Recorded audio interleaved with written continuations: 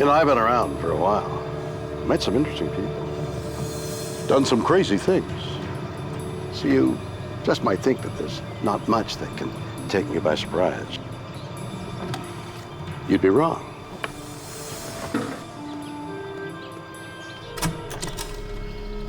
The world is full of stories, science and things that amaze and confound me. Every single day, incredible mysteries that keep me awake at night. Some I can answer. Others just defy logic. Is there life after death? In Connecticut, a man visits a Civil War battlefield where he is suddenly overcome with emotion. To this day, I don't understand what exactly happened. Is he the reincarnation of a dead general? In Haiti, 18 years after his death, a man returns from the grave. This individual had clearly been pronounced dead by the doctors. Do zombies really exist?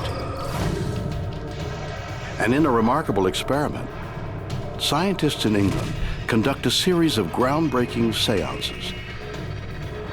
Is it our first genuine proof of the afterlife? Yeah. It's a weird world, and I love it.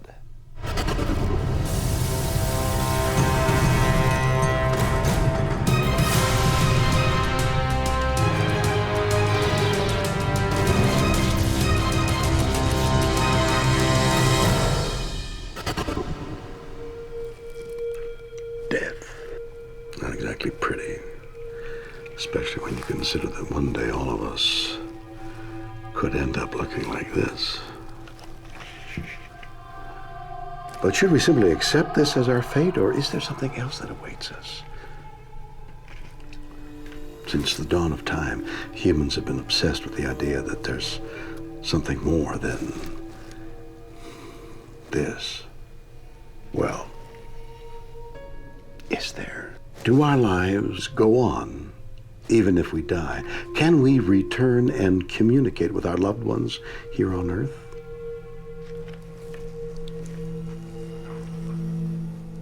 Is there life after life? And perhaps the most important question of all, can we prove it? Well, just maybe we can.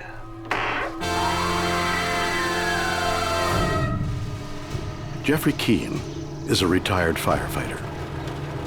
In 1990, he decided to visit the site of the famous Battle of Antietam, one of the bloodiest encounters of the Civil War, and a place where thousands died in just one day. I was traveling down through Pennsylvania with my wife, antique hunting, and I asked my wife if it was okay if we took a little side trip over to Antietam to see the battlefield. But what begins as a fun day out will soon turn into a nightmare. My wife wasn't very much into history, so she remained in the car, and I walked over to where the battle had taken place at the sunken road. Gone about 50 feet when it became very hard to breathe. I started crying. I was very angry. I was very sad. If you take the saddest you've ever been and magnify that by about 1,000 times, that gets close. I was exhausted. I couldn't tell exactly what was going on. I thought I was maybe having a heart attack, but I didn't have any pain. Overcome by a wave of violent emotions, Jeffrey then has a powerful urge to visit the gift shop. I felt compelled to go there. I threw a magazine on the counter. I said, I want this, and it was a Civil War quarterly magazine on Antietam. To this day, I don't understand what exactly happened. For the next 18 months, Jeffrey's life returns to normal. Until one night, when he attends a Halloween party. It was a really nice party. They'd spent a lot of money on the decorations. They had hired a palm reader. And I sat down in front of this woman, and she took my hands, and I told her the story of what happened in Antietam. As Jeff tells his story, the palm reader suddenly becomes uneasy. She's sitting there shaking her head, and she dropped my hands a few times. And then she drops a bombshell. She believes Jeffrey was at Antietam in a previous life. She said, you died there, but you hung around for a long time. I said, just let me ask you one question. Are you sure he was dead? She said he was full of holes. That's one thing I'll never forget. The bizarre encounter will lead Jeffrey on a journey in search of the truth. The next day, I took my wife to work, and I remembered the magazine that I had to have. I had it for a year and a half and hadn't read it. I opened it up to the section on Antietam where I had had the experience, and my eyes skimmed down the page, and I see a photograph of a general. As Jeffrey stares at the photo, he is stunned by what he sees. I look over, and this picture says General John B. Gordon, and when I see the face, I tell people I know the face very well. I shave it every morning.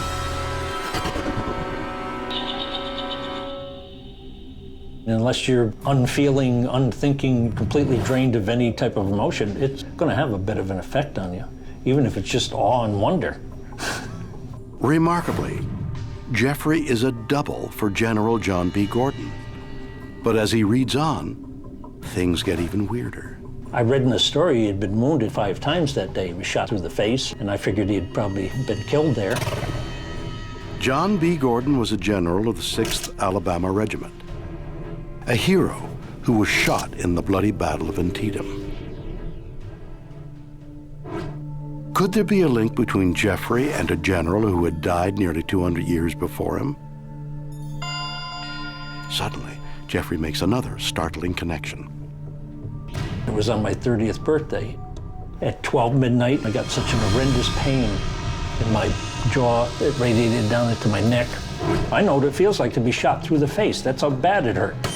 Was Jeffrey's mysterious pain somehow related to General Gordon's injuries? Gordon was 30 years old when he was shot through the face. Same age. That was 10, 15 years before I ever heard Gordon's name. It wasn't like this was worked backwards. I heard about Gordon's wounding. I went over to the hospital, made him fudge up some documents that mimicked the wound that Gordon had more than 100 years before. Kind of hard to do. And I have the documents to prove the hospital visit. Could all these remarkable similarities be explained by coincidence? Jeffrey believes there's only one answer. I don't need any more proof that there's reincarnation because of all the things that happen to me. We never die. We're continuous. We always have been, we always will be. That's how Gordon found me at Antietam. I always say it's the other way around from what people think. I say Gordon found me where our hearts touched at Antietam. What an extraordinary story.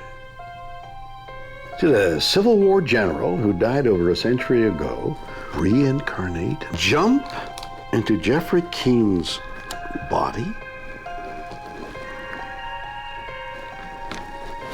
and continue his life through Jeffrey's eyes? Are we all in a continual cycle of birth and rebirth, simply interchanging bodies as we go? And if so, this raises yet another question. Do we get to choose? I mean, who was I before I was who I am now, and who will I be next? Could I be you? Now that is definitely weird, but what? Dr. Cynthia Myersberg is a Harvard psychologist. She believes reincarnation is simply a function of how we deal with memories. Something odd happens, and people go looking, as we all do, to make sense of their lives. If you have a rich imaginative ability, it becomes very difficult to distinguish between something that's a record of perception and a record of imagination. Did I dream that, or did it happen? Did I hear about that, or did I actually experience that? It can be very difficult. Cynthia believes that one way we do this is by creating false memories. False memories are what they sound like. The recollections for either events that didn't take place or didn't take place in the way in which they're remembered. Are people like Jeffrey just making their stories up? If so, why? Memory, although it feels a lot of times like we're watching a film in our mind's eye, that's not what's really happening. We're always reconstructing it from little pieces that we have saved, in a sense, and we put it back together. And our brain fills in for us the missing parts. Researchers have been able to study this phenomenon. It's possible to induce false memories in a matter of moments. For instance, if someone sees a doctored photograph showing him or her as a child in a hot air balloon, people can very quickly form memories for it. The way we measure false memory propensity in the lab is we use something called the DRM, or Diess-Roediger-McDermott paradigm. What the paradigm consists of is we present people with lists of words. In our lab, they listen to them. Then they're asked to write down, without guessing, only those words they're certain they've heard. What makes the task tricky is that each list of words, there's a word that isn't on the list but is related to all the words on the list. So the words might be sour, bitter, sugar, honey, and so forth. But the word sweet is never said. In the lab, past life memory participants were much more likely to endorse having heard words that they didn't actually hear. However, they were no different in terms of being able to correctly identify words that they did hear. So they were more likely to have false memories of words they didn't hear, but their true memory looked just like the control participants. I interpret it to mean that although there's no difference in ability to form true recollections and true memories, there's an increased vulnerability to form memories for events that perhaps did not occur. Can Jeffrey Keen's claim of reincarnation be dismissed as a series of false memories? Does it explain what struck him down? People come to believe they have past lives because something weird happens, something that's outside of the norm in some way for them that they need an explanation for. Is reincarnation real, or simply a product of our minds? Do we all have past, present, and future lives? We know so little about the nature of reality that I think it'd be very, very foolish to say that this cannot happen.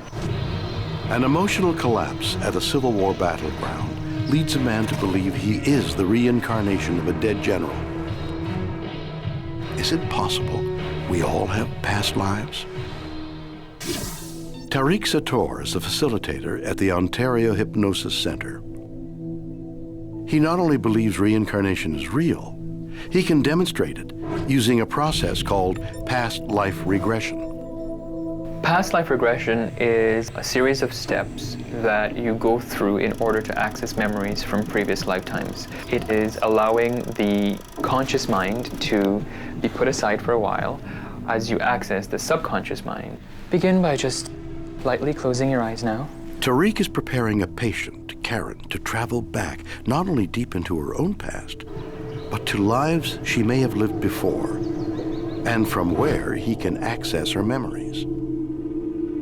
Imagine, if you will, above your head is a point of absolutely pure white light. It starts by first taking the client back through age regression, and typically it's about 14 or 15 years old, and then to 3 or 4 years old. I'm on my mom's lap and I'm getting all of her attention. Karen has now gone back over 30 years. The next step will take her into what is known as blue mist, a space in between her current life and the one she lived before. Take a deep breath now and go beyond the blue mist, finding yourself at a still earlier time. Incredibly, it appears Karen has now entered a former life. I am climbing rocks and there's a forest nearby. Are you male or female? I'm male. I think I'm hunting. Okay. Tariq believes what Karen is seeing is real. They're interacting, they're in the body of that past life. They can see out of that person's eyes. It's very, very personal.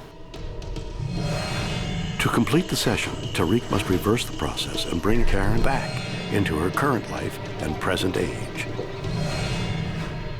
And 1, eyes open, back.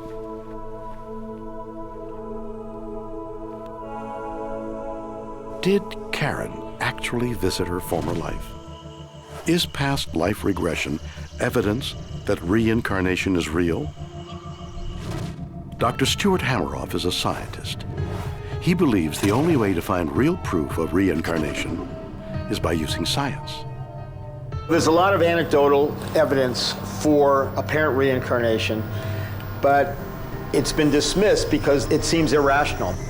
Now we have a theory, a possible explanation, so I think all this evidence needs to be reevaluated and considered seriously. Hameroff's theory concerns one of the greatest mysteries of both religion and science: the soul. I think the soul is our consciousness, the sum total of our memories and conscious awareness, and I think it can exist outside the body after life and possibly in reincarnation. But even more remarkable is that Hameroff thinks the soul exists as a series of information, quantifiable by physics. I think a quantum version of consciousness can give rise to something like a quantum soul that can account for a lot of these anecdotal stories that we've been hearing for eons. Many scientists believe consciousness exists with cells in the brain, but Hameroff thinks it exists on a subatomic level in quantum particles that can stay connected and survive death. When a patient has a cardiac arrest and is resuscitated, they often tell a story of a white light, a tunnel, and in many cases floating above their body looking down on what's going on.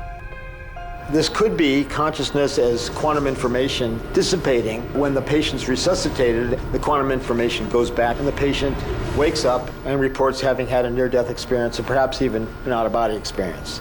It's an incredible theory. But if our souls do exist in quantum form, how are they reincarnated?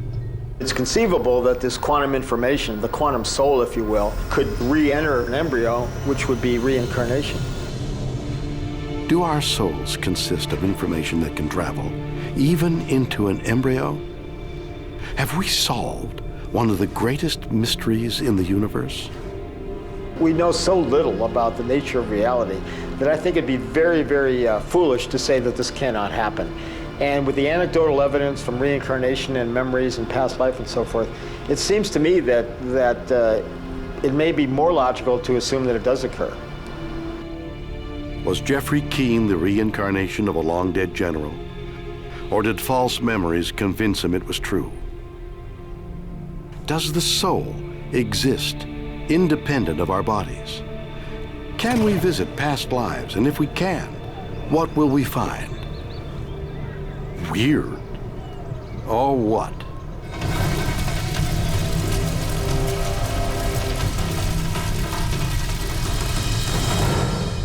Scientists in England conduct a series of groundbreaking experiments. Did they find the first genuine proof of the afterlife?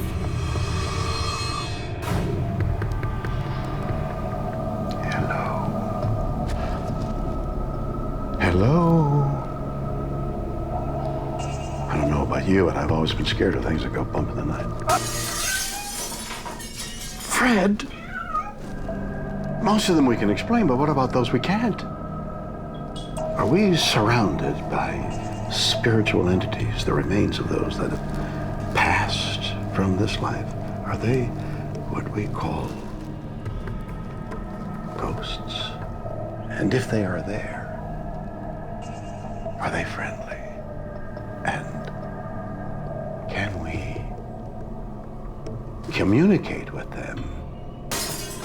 Fred!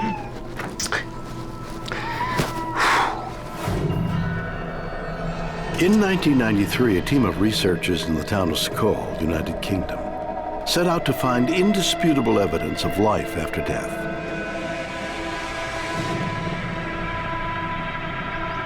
Conducting a series of extraordinary seances, they witnessed paranormal events that would mystify science.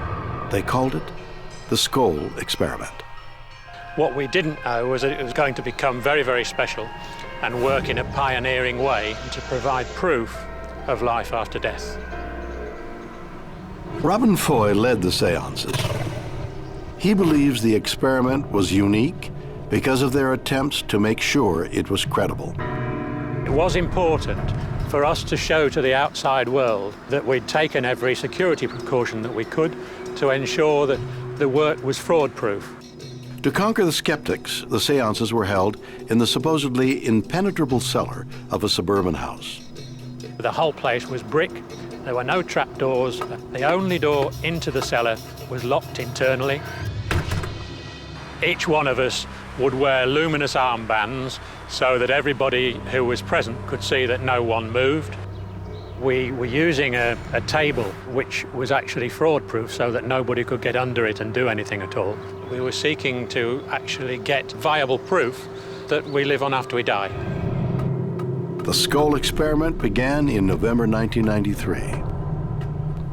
As Robin Foy and his team assembled in their cellar, they had no idea what might happen. But it didn't take long to find out. After a short while, the spirit lights come, little lights about the size of a pea or slightly larger, very bright, and they would sort of perform aerobatics. Later on, there were spirit voices speaking from mid-air. We were able to hear on a one-to-one basis all of the spirit people. Everybody in that room would be regularly touched by spirit hands. As the experiment continues, the team is amazed as the paranormal activity becomes more intense. All sorts of different things would materialize in midair and then fall down onto the table. We would hear the bang as that hit the table. We may actually have solid spirit personalities moving around in the room. We were pushing the bounds of psychic research further forward than anyone been able to produce or witness anywhere in the past. Encouraged by the success, Foy decided to try something extraordinary. Something that would prove they had made contact with the afterlife.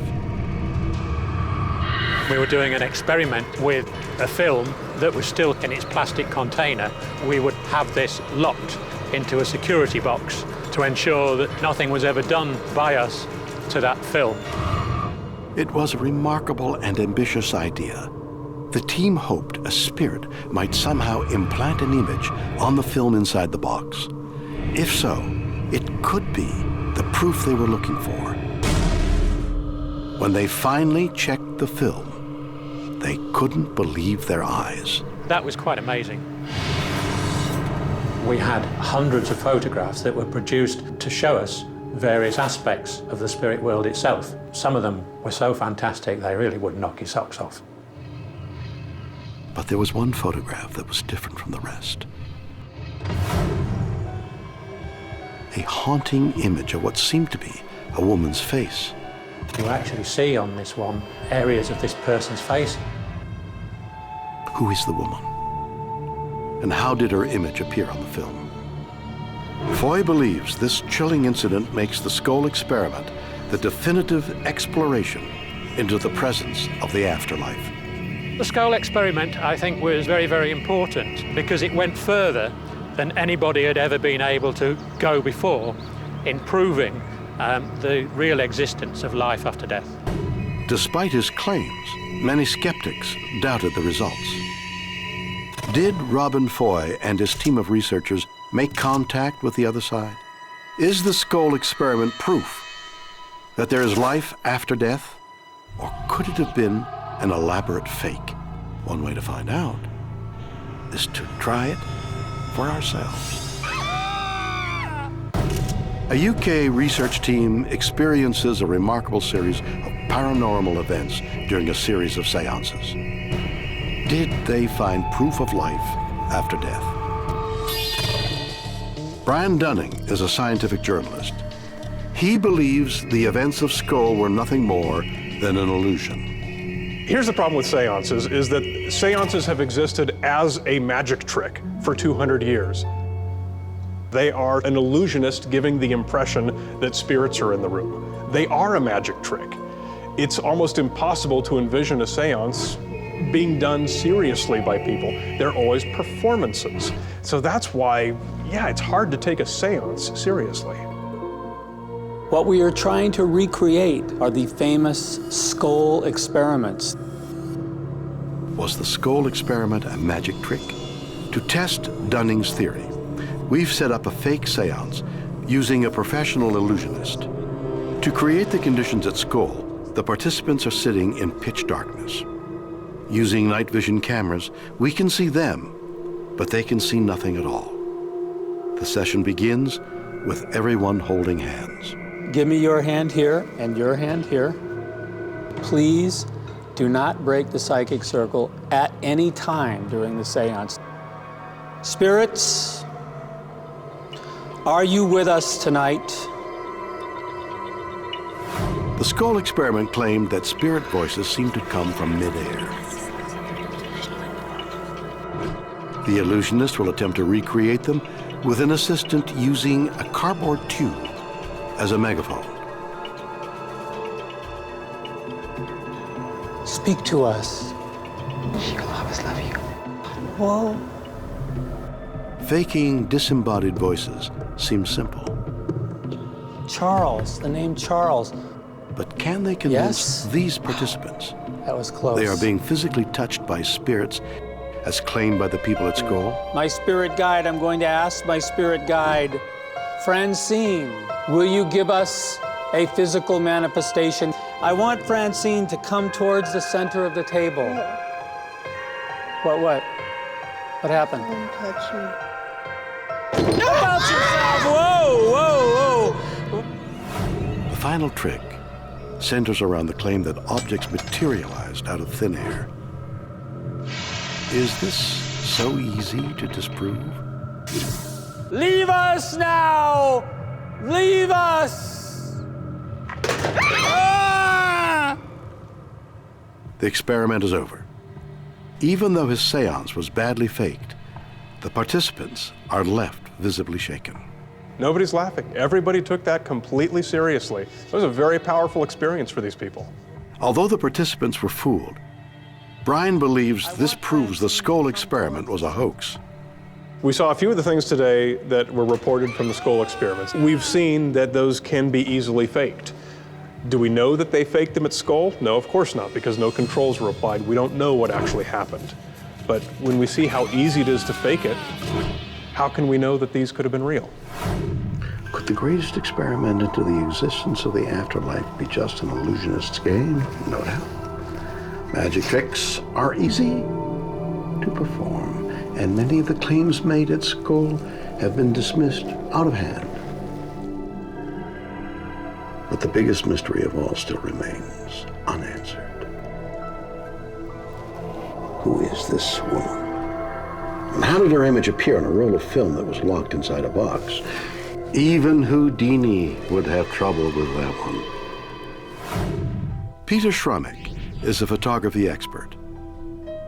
We asked him to examine images from the skull experiment and try to unlock one of its biggest mysteries. As I understand it, the film was put into this box and locked away, and the exposure, the effect on the film, was supposed to have happened while the film was locked up in this box. My first reaction was, this is an interesting manipulation. I assumed it was something that would have been done in the darkroom. It looks very similar to the kinds of distortions, collages, manipulations that people have done in the darkroom because it's fun to do. But there was no darkroom at Skull. Was this photograph created by the spirit of a woman? Peter believes the answer to the mystery lies in the type of film they used. With Polaroid, you have the direct development, so there's no darkroom involved. When you process it, you actually put it into a container that is full of a gelatinous chemical that gets spread onto the film evenly. And that is the chemical that develops the film, contains the dyes that causes the color, and so on. And so you have this jelly-like substance that's being spread over the film to develop it. You're cranking that through by hand or sometimes by motor. And depending on how you crank it, you can get different kinds of distortions and effects simply because for chemical reasons. And that, in my mind, is what's happened in these photographs. All you're seeing are the chemicals that are the way that they've affected the film as it's gone through. What is harder to explain are the actual faces in the images. They're not light effects, they're not chemical effects, they actually are, images of faces. So how was this haunting image created? My explanation for that would be that the film has been tampered with, and the film has been put through the camera, and these faces have been exposed into it prior to the supposed experiment. And then when it's processed, these show up, but they show up in this distorted fashion because of the chemical processing distortion. And that actually is quite easy. You can take a roll of film. I can take this sort of brand new roll of film. No one's ever done anything with it. I can take it. I can put this film in the camera. I can shoot the roll of film. I can wind it back. And as I wind it back, I can leave the leader sticking out like this, and no one knows whether this film is exposed or not. Peter believes he has solved the mystery. But what if the Scole researchers were telling the truth? I don't think while the film was in the box that any of the effects that we're seeing could have been created unless one believes in some sort of supernatural explanation. Is this a woman from the spirit world? Did Robin Foy and his research team find proof of life after death at Scole? Or was it an ingenious hoax? Whatever the truth is, this is weird, or what?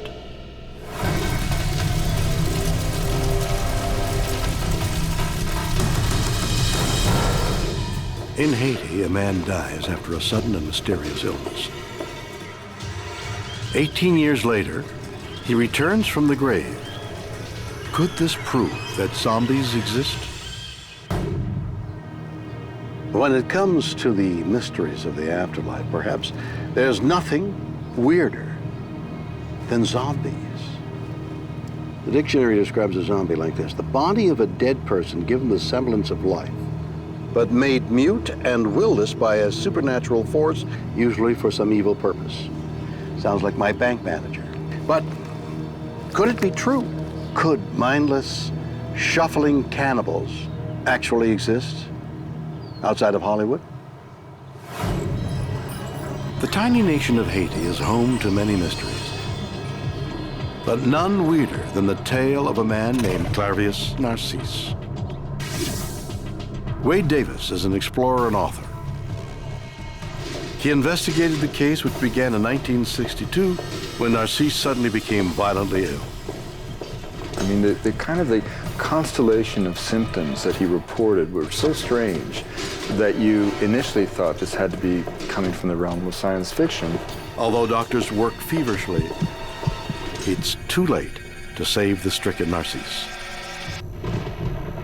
The death was witnessed by both the physicians and nurses and his own family members, and his sister had actually affixed her thumbprint to the death certificate, verifying that this was her brother. Her brother had died. Devastated, family members say their final goodbyes, and Clairvius is finally laid to rest. You could go to his grave site, where the slab of cement had been placed upon his grave shortly after his demise. It should have been the last anyone heard of Clairvius Narcisse. But 18 years later, something incredible will happen that ensures no one forgets his name. In 1980, Clairvius' sister is going about daily chores in her family village. Suddenly, she sees something beyond comprehension. Standing before her is her deceased brother. Clairvius Narcisse has risen from the dead. He claimed that he was buried. He claimed that he was magically resuscitated by a sorcerer, and that led off to the north of the country, where he had been working as a sort of a zombie slave for 18 years. Now, clearly there's no incentive, economic incentive, to create an indentured force of labor in a country where costs of labor are trivial. I think the idea of slavery ties into a deeper concept, which is that the essence of a zombie is someone who has lost their soul. But in addition to being cast in perpetuity into this state of kind of limbo, you're also said to be made a slave. And of course, given the colonial history, that combines to create a kind of a phenomena that's almost worse than death, because you lose your personal willpower and your physical freedom. And together that combines to make the plight of a zombie the worst possible fate of the individual, which is precisely why in Haiti, the fear is not of zombies, as the movies imply, the bad movies, but of becoming a zombie. Did Clairvius Narcisse return from the dead a zombie? There was no question that this individual had clearly been pronounced dead by the doctors. And then the question became, why? How? What happened to him? This incredible story attracts the attention of a team of scientists who are keen to examine the case and uncover the truth. They investigated all these lines of evidence, analysis of the fingerprints by forensic experts, the testimony of the family members and the doctors. After months of searching, the investigators come to a remarkable conclusion. Really led two very reputable scientists to go public saying they had found the first provable instance of a zombie. What did the scientists find? Did Clairvius Narcisse rise from the dead? Do zombies exist? Stephen Schlossman is a Harvard psychiatrist. Incredibly, he believes the answer could be yes. When I started thinking about how I would explain zombies medically, it was kind of a lark, and then it ended up getting a little creepy. The typical zombie, in my view, is slow, shambling, can't figure even the simplest of dilemmas out, wants to eat human flesh. There is ways you can medically explain the behavior. Remarkably, Schlossman believes just a few changes in the human brain could turn one of us into one of them. It starts with the cerebellum. This is a sheep brain, but imagine this is a human brain, which looks an awful lot like this, just bigger. The function of the cerebellum is to help us maintain balance. In zombies, we've got to think that there's something not right with their cerebellum, because zombies are really not balanced well. They hold their hands out so they can maintain balance. They've got that wide-based gait. They've got truncal ataxia, which is when the trunk of the body moves back and forth and up and down. That's all cerebellar disease. And it's easy to sort of think that whatever causes the zombie plague must take a whack at the cerebellum.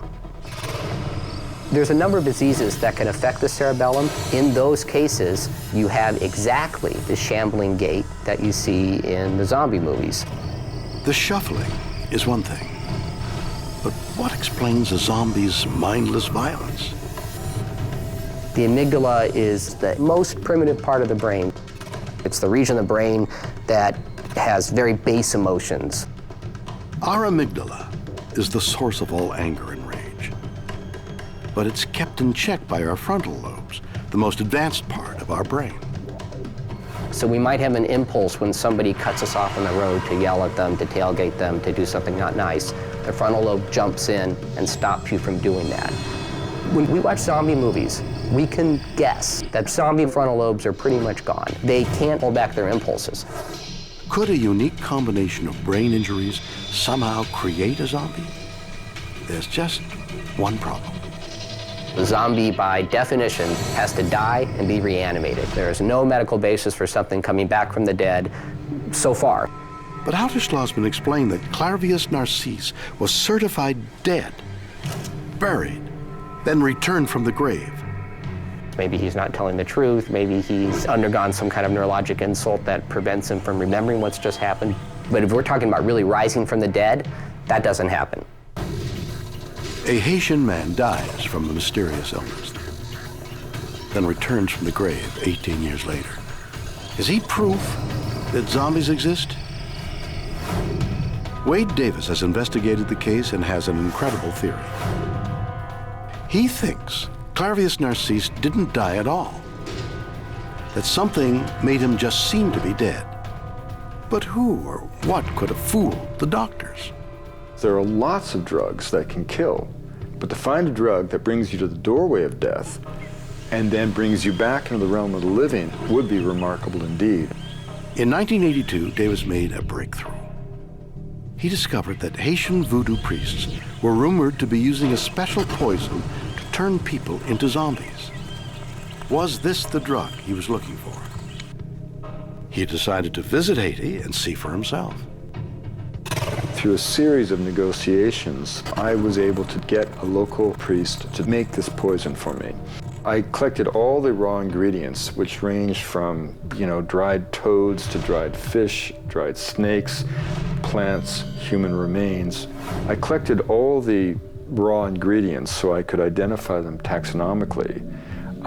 All the different stages of the elaboration, because fundamentally the ingredients are roasted on a grill, pounded in a mortar and pestle, sifted to create this sort of powder. And I brought them all back through U.S. Customs, and it was kind of amusing because I came through for the first day on Easter Sunday, 1982, Kennedy Airport, and I had no permits whatsoever, and I had this suitcase made of surplus 7-Up cans that had been printed in Saudi Arabia because you could see the Arabic script, and it was filled to the gunnels with all these ingredients, including human remains, a human skull. I had a live Bufo marinus toad, the biggest toad, this big, in my backpack, and no permits whatsoever. And I opened this up, and the customs guy in New York just slammed it shut, and he said, and I quote, "Look, it's Easter Sunday. I don't know who the you are. I didn't even want to have to work today. Just get the out of here." Back in the U.S., Davis takes the poison to be tested in a lab. He finds something extraordinary. It contains a chemical more deadly than cyanide. A tetrodotoxin acts by physically blocking nerves, but it brings on a state of apparent death so profound that it has many times fooled physicians. Had the Haitian priests discovered a drug that could replicate death? If so, where did they get it? In Haiti, there's this sort of famous puffer fish, which inflates like a big porcupine. Without doubt, the Haitian sorcerers had identified a natural product that contained a toxin that could make someone appear to be dead. Could this powerful drug produce the symptoms Narcisse experienced? He said he was paralyzed. He could hear himself pronounced dead. He could sense the sheet pulled over his eyes. He heard his sister begin to wail, but he could not respond. Was an innocent man turned into a zombie? The evidence seems undeniable, except for one thing. No one knows if Narcisse was administered the poison. What we do know is that he was pronounced dead when he turned back into the realm of the living. So presumably, if any of this is accurate, somehow he received the poison. According to what he said, the poison was rubbed into the skin. And this is important because the folkloric idea that you read in the literature is that the poison is placed into a cross on the ground, the victim walks over, and suddenly all things unravel. Well, that's a magical idea, no doubt, because obviously, physiologically, no poison is going to go through the callous feet of a peasant. But again, this is where you have to separate out what might be called the view from within from the view from without. According to Narcisse, he had the poison rubbed into his skin. And this would be important because the effective way for this powder to be administered would be through the blood. All right, let's think about this for a second. We know that a certain set of brain alterations, diseases, or injuries could cause the zombie-like symptoms you see in the movies. That a mysterious poison has the power to mimic death, but is there any real proof that we can return from the dead? Well, let me tell you something. The living dead are living among us. And they're in Detroit. At a warehouse in Detroit, something remarkable is happening. Inside these containers 103 people are waiting to return from the dead. This is a cryonics center. The people entombed here have made an incredible choice: to have their bodies frozen after death, with the hope that science will one day bring them back to life. Ben Best is the president of the Cryonics Institute. He believes not only can we survive death, but that the people here haven't actually died. We do call them patients because we don't regard them as being dead in an ultimate sense. I think in practice, be regarded as a hospital, because I think that's what we're doing. We're holding these metabolically challenged patients. But can cryogenics work? It's a remarkable and controversial process. Behind me are our cryostats. They hold liquid nitrogen, which is at minus 196 degrees Celsius. Each of these cylindrical units holds 6 patients.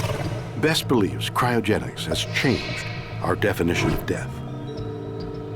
Only a few decades ago, if your heart stopped, that was it. But it's just not the way we see things anymore. How do you keep someone who is dead alive? It begins by pumping oxygen-rich blood throughout the body. This keeps cells alive and avoids damage caused by rigor mortis. Then, the body must be cooled. We don't just drop the patient in a liquid nitrogen. That kind of rapid cooling would be very damaging. So we try to cool in a controlled manner. If you cool too quickly, then you get too much cracking. We can't prevent cracking entirely, but certainly if you just drop the patient directly into liquid nitrogen, there'd be a lot of cracking and shattering. What we want to do is we want to cool as quickly as possible while the cryoprotectant, the medical grade antifreeze, is still in a liquid state. And then when it solidifies, we want to cool very slowly, because while it's in a liquid state, the idea, you want the colder the better. But when it becomes a solid, if you cool too quickly, you create thermal stress. The body temperature is slowly lowered, first by an ice bath, and then in a cooling chamber where it will reach minus 196 degrees. Best believes this will preserve these bodies for hundreds or perhaps thousands of years. But why?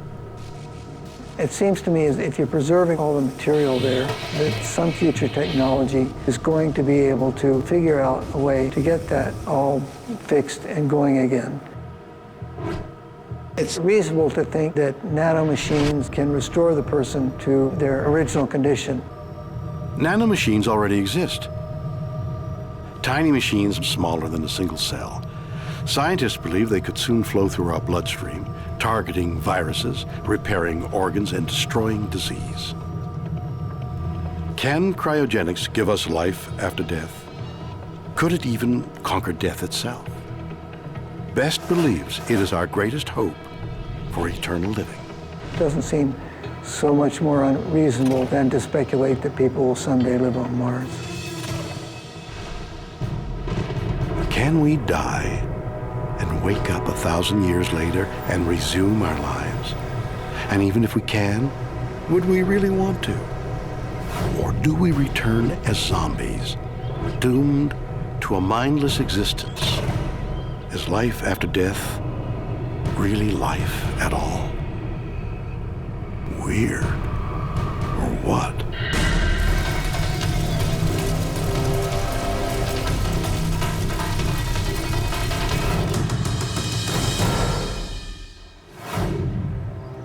So there we have it. Stories of life after death from all over the world. In Connecticut, a man is overcome with emotion at a Civil War battlefield. Is he the reincarnation of a dead general? In England, scientists conduct a remarkable paranormal experiment. Did they find the first proof of the afterlife? And in Haiti, a man returns from the grave 18 years after his death. Are the living dead walking amongst us? Do zombies exist? Are these stories evidence of life after death? Can we dismiss those who claim they are true? You decide. Join me again next time for more stories that will undoubtedly be weird or what?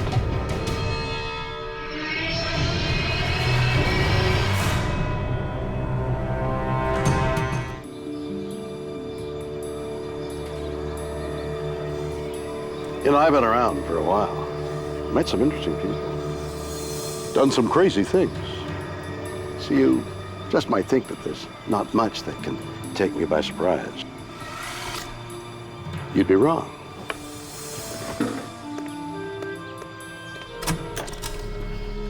The world is full of stories, science and things that amaze and confound me. Every single day, incredible mysteries that keep me awake at night. Some I can answer. Others just defy logic.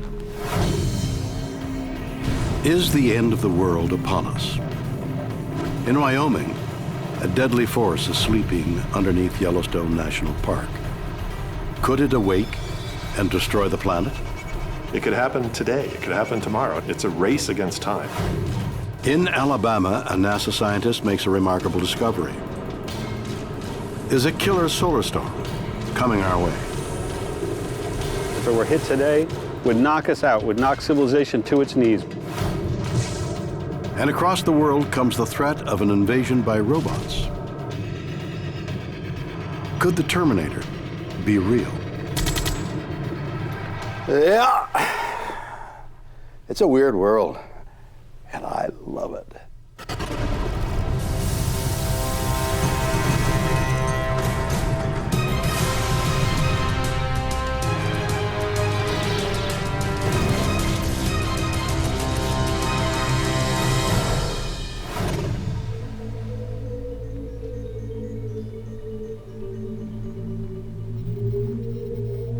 You believe in prophecies? Some of the biggest events in history have been foreseen by some of the greatest minds. Nostradamus predicted World War I, Hitler, Napoleon, the election of U.S. President Barack Obama, and the atomic destruction of Hiroshima and Nagasaki. How did he do that? And why can't I do that? Were they simply lucky guesses? Can we somehow see with incredible accuracy what will happen hundreds or perhaps thousands of years into the future? And if we can, do we really want to know what's coming? Patrick Jarrell is an astronomer. In 1996, he did something extraordinary. He devoted his life to studying the complex and mysterious texts of the ancient Mayans. What he found is now the stuff of Hollywood. The world is coming to an end, and soon. What captivated me the most after reading the Mayan prophecies was that they calculated this huge cataclysm at the end of 2012. And this was very disturbing information for me. I said, wow, gee, my whole future and the whole future of everybody will be destroyed in a few years. What am I going to do? And that changed my whole life. Before 1996, I planned to become the oldest person in the world by following a long living diet. In the morning, 1.5 liter orange juice, in the midday, 7 steamed bananas, and in the evening, rice with 1 kilo vegetables and 2 egg yolks. But knowing when the world would end wasn't enough. Patrick had to know how it would happen. For the next 2 years, using complex mathematical formulas, he set out to decode the Mayans' hidden messages. I was immediately grasped by the fact that they had very high accuracy and that they were able to calculate something very spectacular into the future. And it took me several years to decode it, but I found what will happen in 2012. What did Patrick find? Is it an asteroid? Nuclear war? How will the world end? Gerald believes on December 12th, 2012, a sleeping giant will awake. The supervolcano will erupt, and that will destroy completely our civilization. There are at least 7 known supervolcanoes on Earth.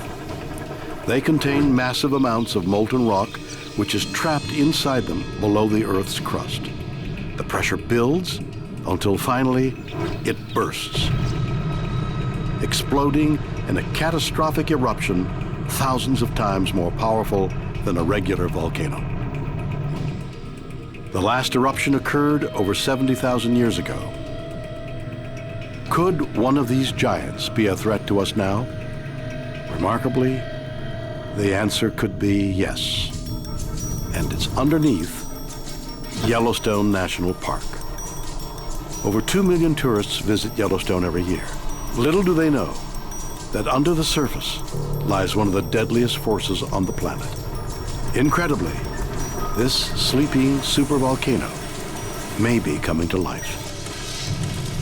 In 2004, scientists detected the ground starting to bulge around Yellowstone. Soon after, over 1,000 mini-earthquakes occurred there in just a few months. Some dismiss it, but others say it can only mean one thing. The scientists that are saying that, well, the rumbling at Yellowstone Park, that is normal, well, they don't know what the Maya knew. The rotation from the Earth will change. Once the inner core of the Earth starts moving on its head, then the lava that is around the inner core will be pushed also very sharply to the crust, and we will have an eruption of the Yellowstone at the end of 2012. Did Patrick Gerald unlock the Mayan secret? Is the Yellowstone supervolcano about to erupt? And could it mean the end of the world? Robert Vicino is an entrepreneur and survivalist. He's not waiting to find out. If you thought Mount St. Helens was something to see, wait till you see Yellowstone go. In 2003, Robert decided that there was only one way to survive the blast of a supervolcano: by building volcano-proof bunkers all over America. It's a race against time to get our shelters built. You could say it isn't so and ignore the possibilities, but it's not going to make it go away. Made of concrete and steel, these self-contained bunkers are buried underground. They can house up to 1,000 people and store enough food for a year. But who is going to use them? We have about 10,000 members currently signed up from all over the world. After the Japan quake, we had a spike. I think we received 600-700 people in one day. So the awareness is going up. You know, as my prediction is, if we're still here a year from now, in early 2012, we're going to have a line. People are going to be waiting in line, begging to get in, and it'll be too late. When I first mentioned it to people, they thought it was crazy. I found that the reactions have changed in the last year, and even more specifically, this year, 2011. Now they're really wanting to know, where is it, and how big are they, and how do we get in, and how much does it cost? Because I think people are starting to realize it's coming. And it may be coming sooner than we think. You know, something interesting, and I just heard this today.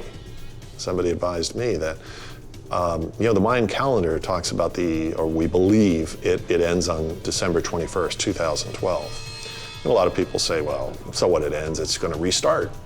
And there's no proof of anything, and that's not what they meant, that the world was going to end. What I heard this morning was, 15 years ago, the common interpretation of the calendar was that it would end on December 24th, 2011. So it's closer than we think. Could Vicino and his friends someday be the only surviving members of the human race? If Yellowstone blows, you're looking at a life extinction event. The only parties that are going to survive are those that are underground. It could happen today, it could happen tomorrow. I think the Mayans knew something. How they knew, I don't know. Were they informed by some other culture? Did they know? Were they able to see into the future? Were they able to calculate the patterns of the solar system in the heavens to know when the alignments are going to happen, and when this happens, that'll happen? Did they exist in the last go around 3,600 years ago? Or did somebody tell them? Does this survivalist know something we don't?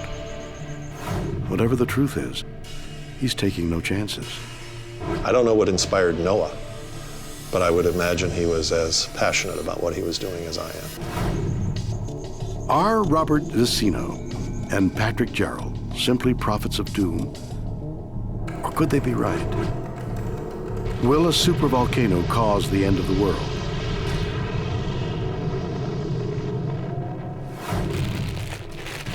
Crazy, isn't it? I mean, if you listen to every doomsday prediction, prophecy, or conspiracy theory, you'd never leave the house, right? I mean, what is it with these people? Do they think that just because they say a giant volcano is going to rip through this planet and wipe us out, that we're going to believe them? I don't believe a word they say. I'm just being careful.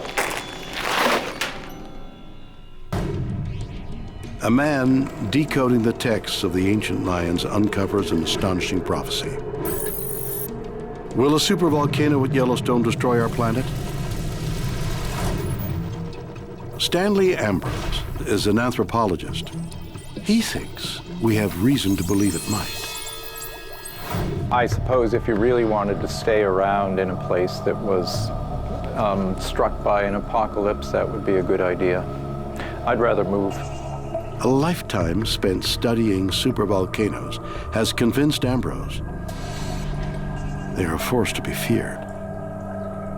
If Yellowstone blows, it would eject a huge amount of dust and gases up to 50 kilometers into the stratosphere. We have to fear global famine. We can imagine complete loss of crop production for decades to centuries.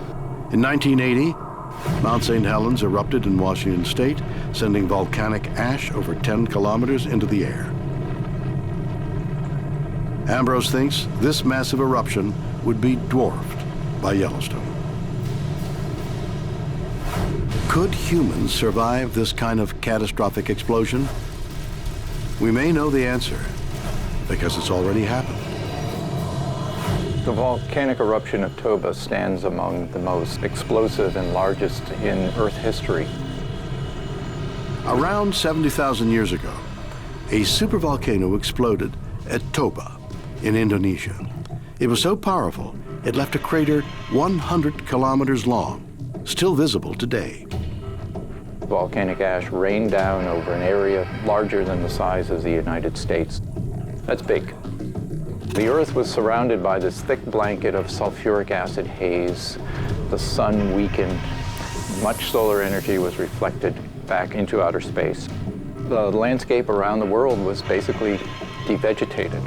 If you lived anywhere from Southeast Asia across to India and Pakistan, the land would have been covered with a very, very fine white dust. That's the volcanic ash. And it is really fine and it is really white. And like snow, it reflects sunlight off of the land surface. Unlike snow, it didn't melt. It had to be washed away by the rains whenever the rains occurred. And that doesn't seem to have been very often. It's a global shock to the world system, what I call an instant ice age. Before the eruption at Toba, the Earth was home to a healthy population of humans. Ambrose believes we can judge our fate by looking at what happened to them. The volcanic eruption caused a population crash unlike any that had been seen previously in human history. And during the next 10,000 years, there were very few archaeological traces of humans. Did a supervolcano take us to the brink of extinction? Could Yellowstone do the same now? Everything within the blast zone will be buried. There would probably be general infrastructure failure. Agricultural production would, of course, be hammered. The United States would lose its entire grain belt. And if the whole world got cold the way it did with Toba, then there would be few choices of where to go to get food. It's an alarming scenario. Should we heed the warning?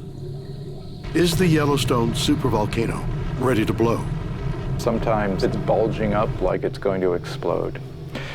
Then these bulges go back down. One of these bulges coming up is not going to go back down. The pressure just might continue increasing. And that's when it's time to head for the hills. Could Stanley Ambrose be right? Are billions of people in imminent danger of death by supervolcano?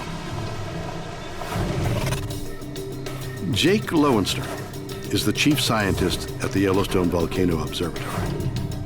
It's my job to worry about whether Yellowstone's going to erupt. Jake studied the supervolcano's behavior. He believes it's not a monster, but a pussycat. People talk about impending doom because they know there have been eruptions in Yellowstone's past. There have been very, very large eruptions at Yellowstone, the size of eruptions that people will call super eruptions. One of the things that you'll hear about when people talk about Yellowstone is somehow that it's overdue.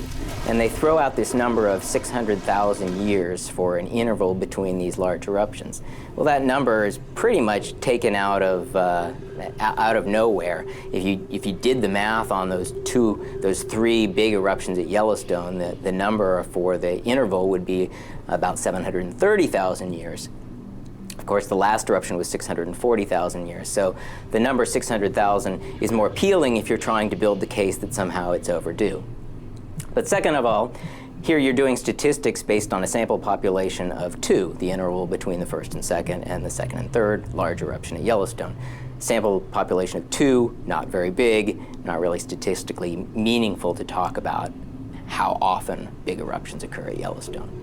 And finally, in terms of this, there's no guarantee that Yellowstone will have another one of these super eruptions. Volcanoes have life cycles. They are born, they live their lives, they die. There are very few places that we can point to around the world that have had more than 3 very large eruptions.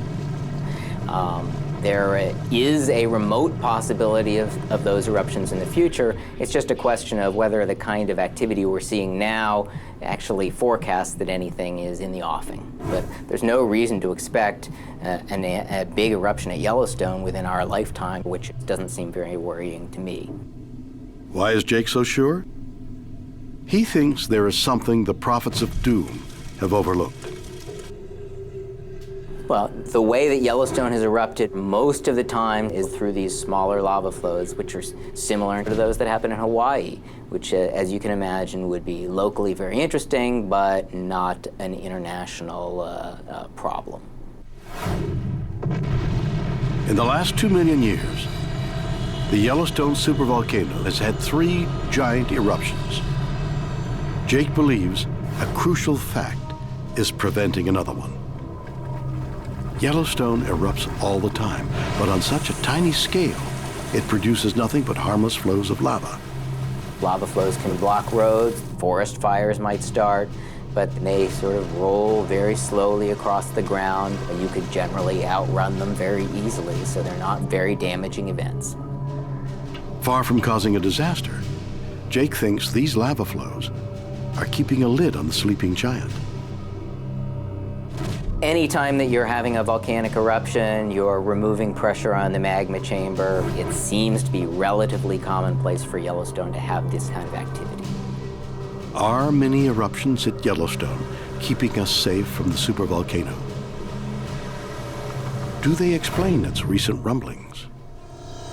Around 2009, 2010, we had a couple earthquake swarms. In a swarm, you have a number of medium-sized earthquakes, and they happen all in one particular location. They were among the larger ones that we've had. But what caused the quakes? Scientists believe magma is flowing into the volcanic chamber, pushing up the crust.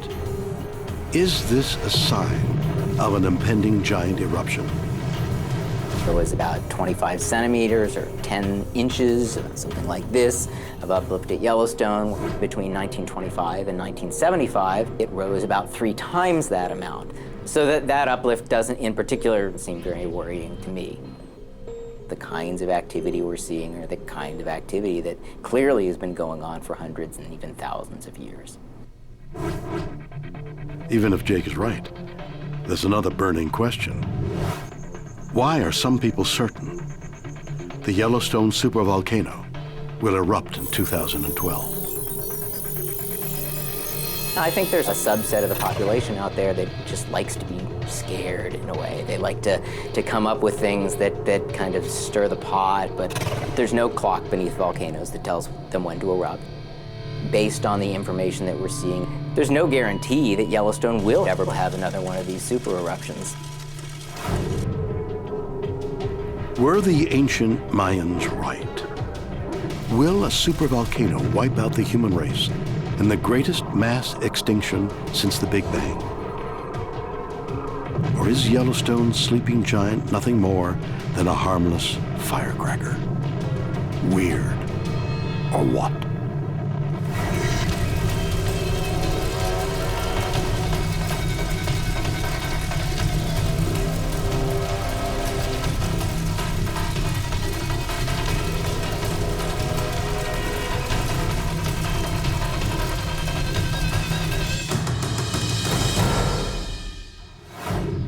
Everywhere you look, our planet is teeming with life.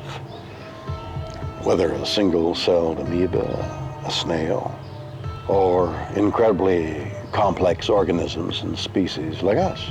But all life forms on Earth have one thing in common. Our very existence depends upon, in fact, is at the mercy of just one thing. If it's in trouble, then there's trouble for all of us. They say you shouldn't stare directly into the sun. But for over 3 decades, NASA scientist David Hathaway has done exactly that. In 2005, he noticed something very strange. It was a little unexpected by many of us, myself included. Hathaway was tracking sunspots in giant regions of intense magnetic activity that occur on the surface of the sun. But the greatest danger to our planet is what explodes out of them: solar flares. Solar flares can blast material off of the sun, a million miles an hour. With a force of 10 billion atomic bombs, solar flares catapult billions of tons of red-hot plasma into space and sometimes directly at Earth. When it strikes the Earth, can shape the Earth's magnetic field, does some spectacular things like produce aurora borealis, can also do things to our technology in particular. Solar flares can cause satellites to deorbit and ultimately re-enter the Earth's atmosphere and burn up, so you literally lose the satellite. Solar flares and sunspots occur in regular cycles, but in 2008, Hathaway discovered something remarkable. Suddenly, they appeared to mysteriously stop. We're seeing a sunspot cycle, the smallest we've seen in at least 100 years or perhaps 200 years. We didn't see sunspots for literally months at a time. That had us a little surprised. Some scientists believe the change in the sunspot cycles is the calm before an unprecedented solar storm. A wave of solar flares so destructive, scientists call it Space Katrina. But now, other ominous signs suggest the sun could be waking from its deep slumber. We've gone from no sunspots to 20 or 30 sunspots on the sun on a given day now. We've also seen the number of flares increase. Is there something wrong with the star that gives life to all things on Earth?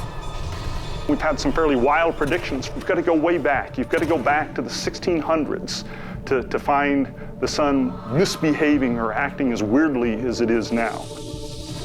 Is our sun preparing to launch the biggest solar storm in history? A NASA scientist discovers strange activity in solar flares on the surface of the sun. Could a giant solar storm be coming our way? Or is there another explanation for the sun's weird behavior? Nassim Haramein is a scientist. He believes he has the answer. In 2009, he made a remarkable discovery when viewing images taken by a NASA satellite. What I noticed is when I was looking at this, first of all, we see two objects appear. Those two objects seem to have moved together and have moved across the frame.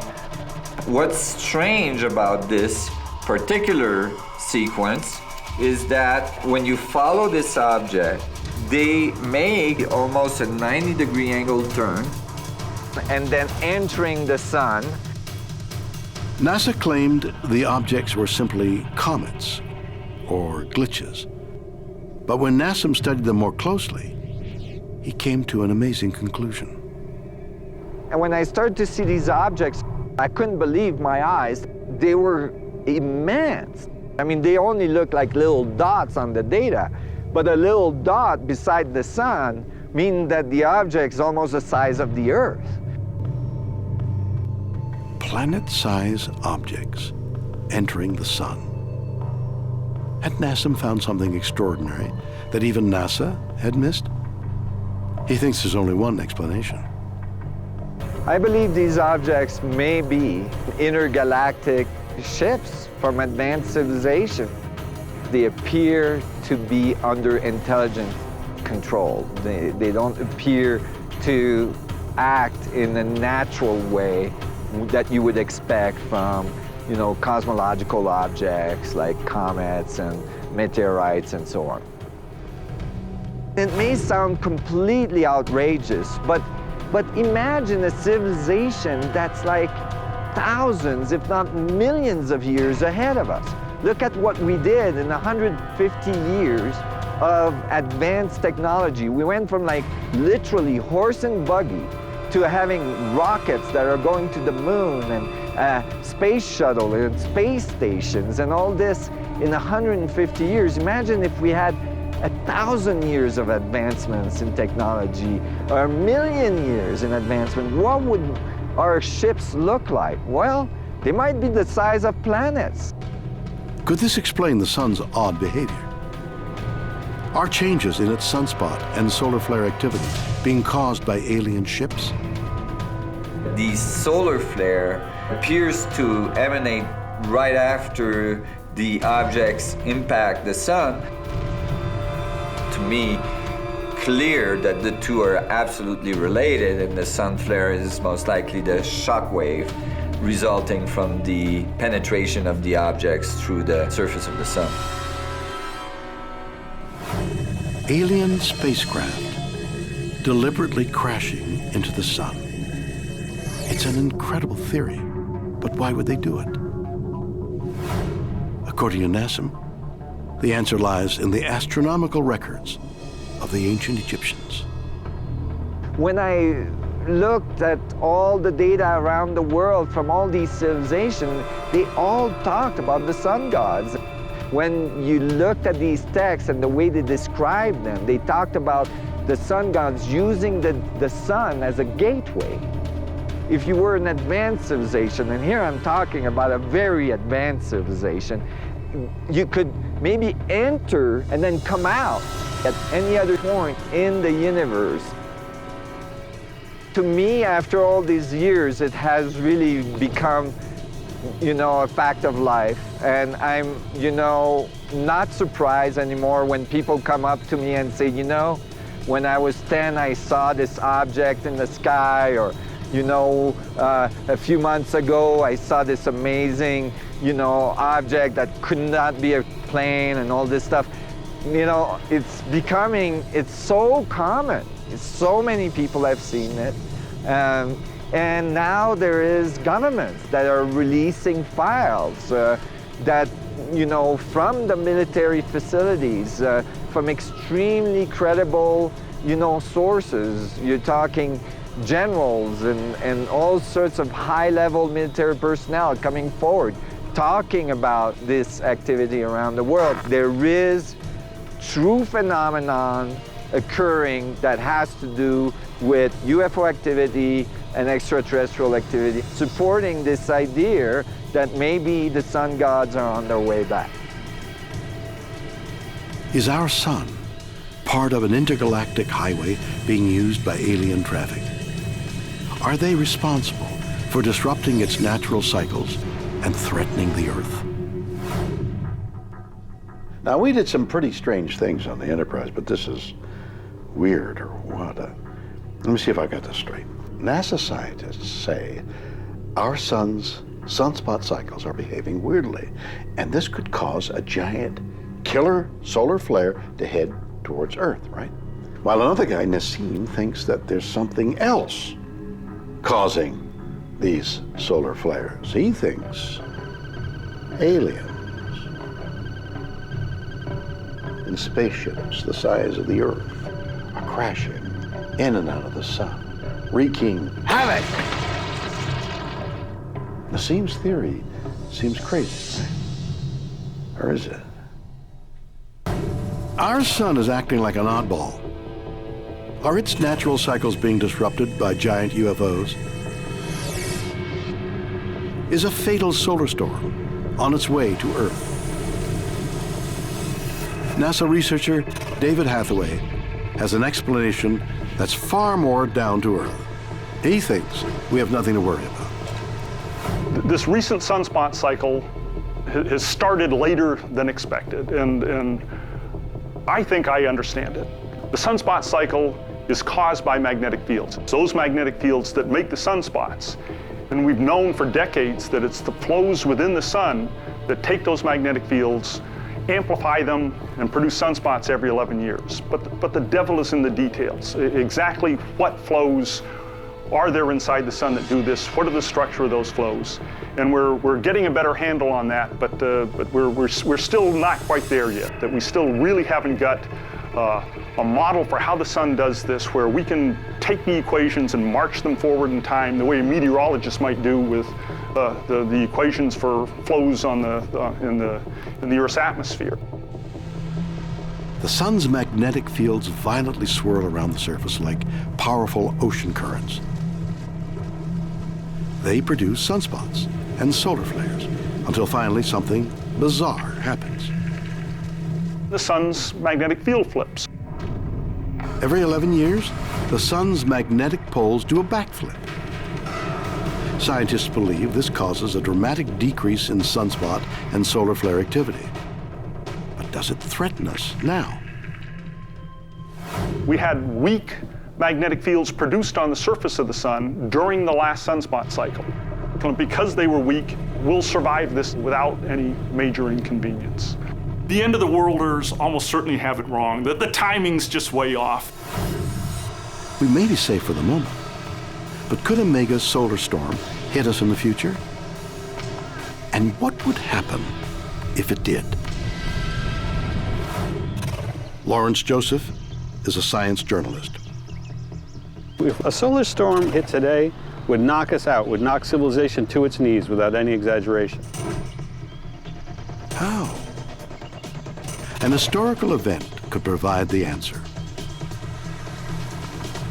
On September 1st, 1859, British astronomer Richard Carrington was looking through his telescope when a giant solar flare exploded onto the Earth. It caused the northern lights to dance down to the equator. You could read a book at midnight outside because of the incredible radiation. The Carrington event caused some fires in telegraph offices and caused some disruption. But basically, it didn't inflict great damage. Why didn't this massive flare destroy us? There was no power grid holding society together. There was no telecom. There was none of the things that we've come to rely upon existed back then. Joseph believes that if a similar solar flare hit us today, our massive reliance on electricity would be our downfall. We're talking a blackout that could last months or years, could cover half to two-thirds of the continent. After a month, I can't really see anything but anarchy or the beginning of it. It's the paradox of progress, I call it. We have become more vulnerable to these storms, and the storms are headed our way. I mean, the shields are down, Scotty. In 1989, a small solar flare knocked out the Quebec power grid and left 6 million people without power in the dead of winter. Joseph believes a giant flare would destroy every power grid on the planet. No electricity means no food. I'm damn concerned people would really begin to die off in large numbers. So what are you going to do? We don't know. I mean, people would go head for the hills. Well, what are you going to do in the hills? I don't know what to do in the hills. Most people don't. Have our advances in technology made us vulnerable to a super solar storm? Is the sun's mysterious behavior natural, or are aliens to blame? Weird, or what?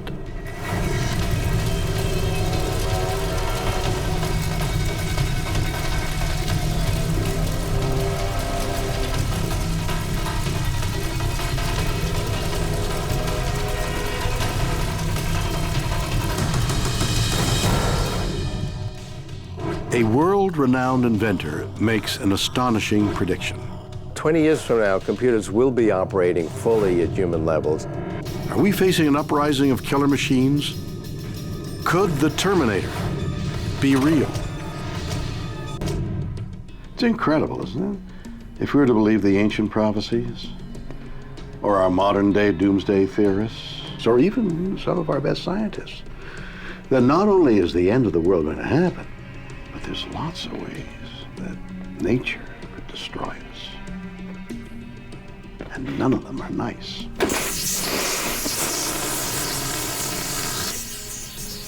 But what if they're all wrong? What if the thing that will wipe us out has nothing to do with volcanoes or solar storms? Or what if there's something, aside from nuclear weapons, of course, that we've created that's an even bigger threat? Weird. Or what? In 1984, Hollywood gave the world a futuristic science fiction blockbuster. The story of a cyborg assassin sent back in time from 2029. The Terminator posed a remarkable question. Could robots take over and destroy us? Nearly 3 decades later, we may have the answer. Ray Kurzweil is a world-renowned inventor and futurist.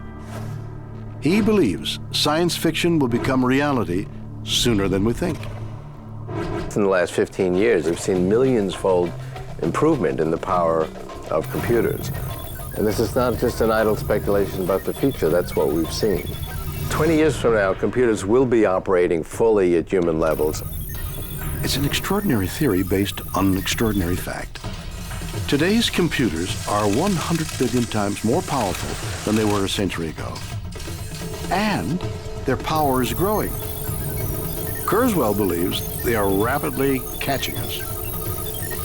Computers already exceed humans at logical thinking, like playing games. There are robotic cars with artificial intelligence that are driving without human drivers. A computer today can look at an electrocardiogram and diagnose it with the accuracy of doctors. And that's something that wasn't feasible even a couple of years ago. So things are moving more and more quickly.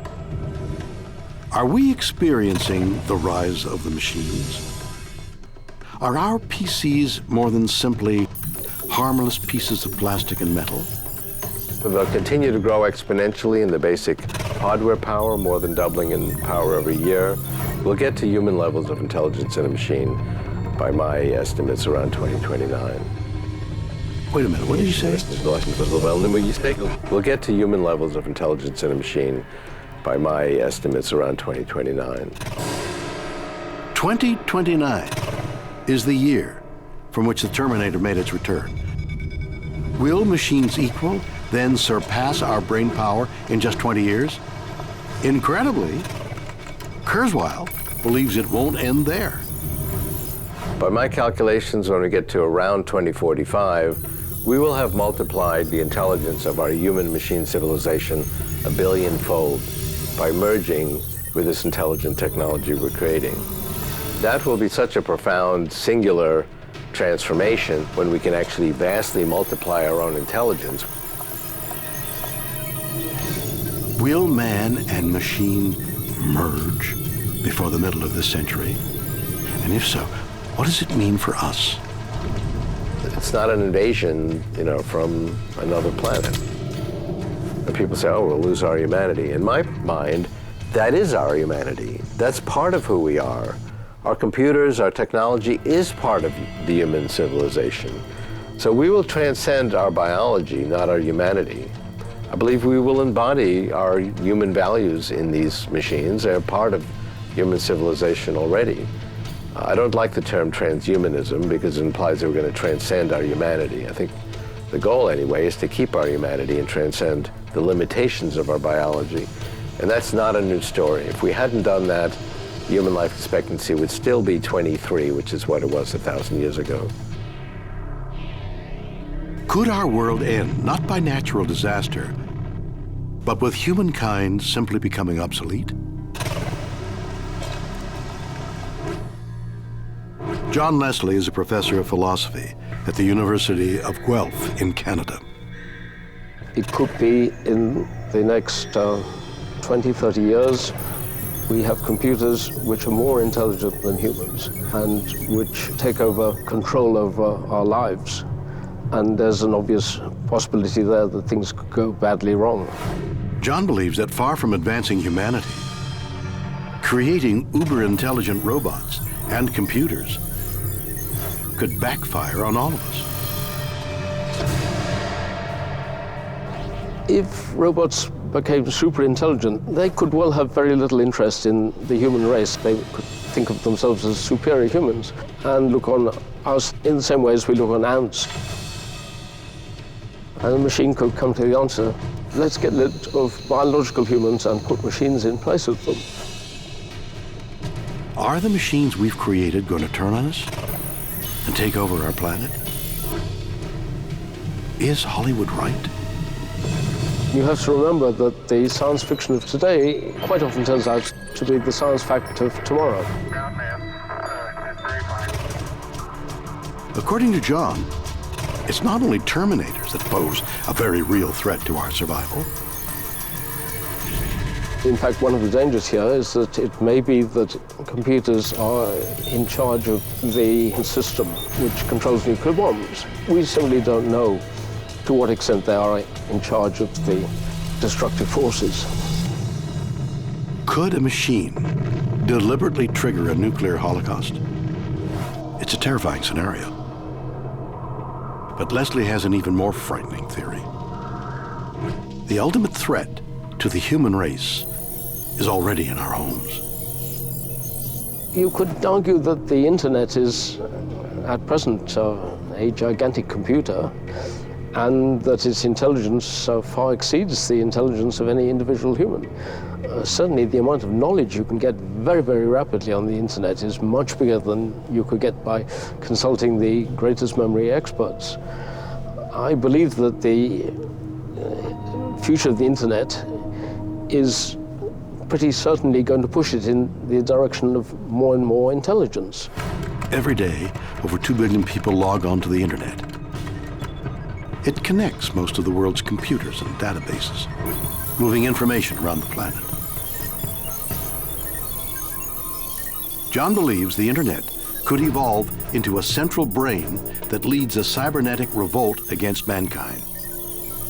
It could become immensely intelligent and become, therefore, what takes over world government, and possibly then decides that humans are irrelevant and gets rid of them. That's just one way in which we could be annihilated almost immediately.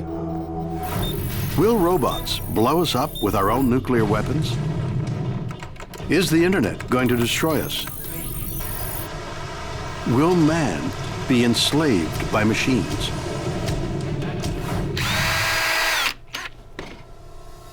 You know, I never thought machines were that smart. I mean, most of the gadgets I have are incapable of doing anything useful at all, let alone reciting Shakespeare. But if we believe what some of the world's greatest minds are telling us, these things we've created are going to take us over, blow us up with our own weapons, and enslave us for the rest of time.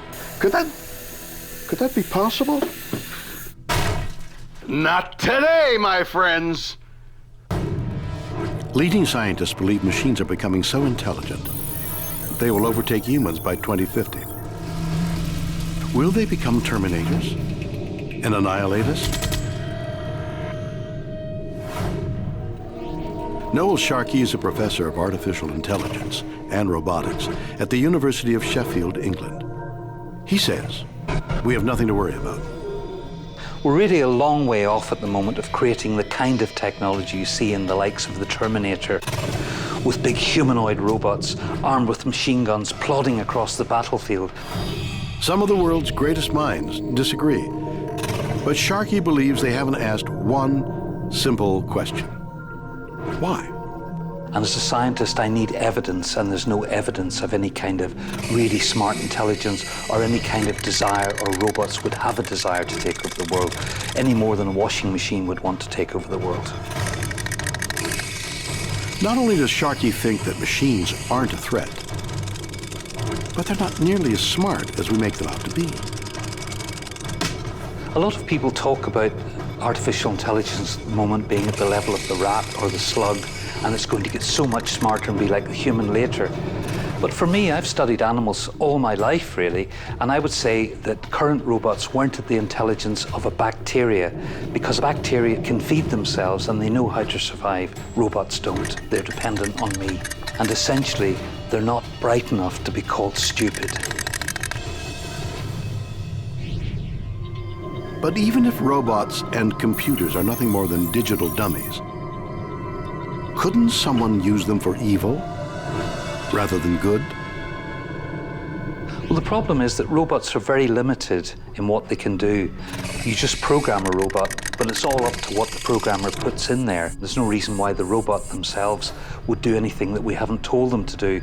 And I certainly wouldn't be programming a robot to tell it to take over the world, and I don't think anybody else would. Instead of creatures with a superintelligence that surpasses humans, Sharkey thinks machines are our moronic slaves that lack the one essential ingredient for a robot-led Armageddon: human emotion. We have consciousness, and we use that in our everyday lives, in our thought, in our desires. Whereas robots have a really rigid silicon intelligence, no desires, no wants. But if robots have neither the brains nor the drive for world domination, why do so many others believe it will happen? The whole idea of a robot takeover is quite odd, and it's really the subject of science fiction. Right back since the word was invented in 1921, all science fiction movies have been about robots killing humans and taking over the world. But it is, as it says, fiction. One of my big concerns at the minute is that there are 43 countries worldwide that are developing military robots. And one of the problems is the military seem to have this idea, science fiction idea of robots, that they could be that kind, have that kind of intelligence. But in actual fact, they can't tell the difference between a soldier and a civilian. And so a lot of people will die. But it won't be through the intentions of robots. It'll be through the misuse by humans of a dangerous weapon. Are robots just mindless heaps of metal? Or will man and machine merge and destroy the human race? We'll just have to wait and find out. Weird or what?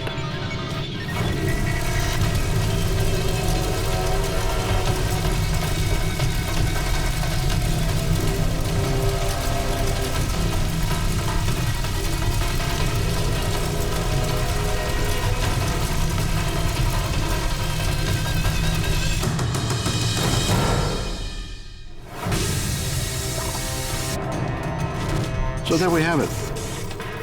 Doomsday stories from the Earth and beyond. In Wyoming, a deadly supervolcano lies dormant.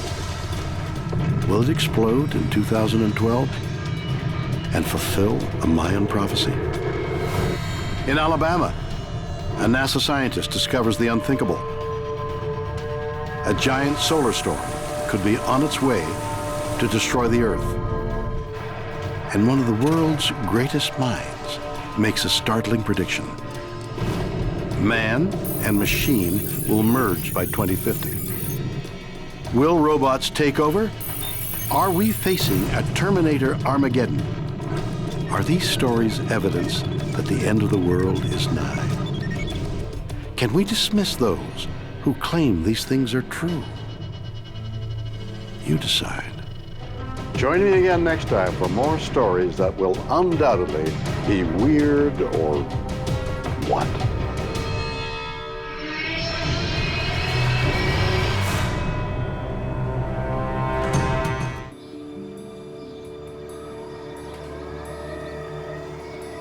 You know, I've been around for a while.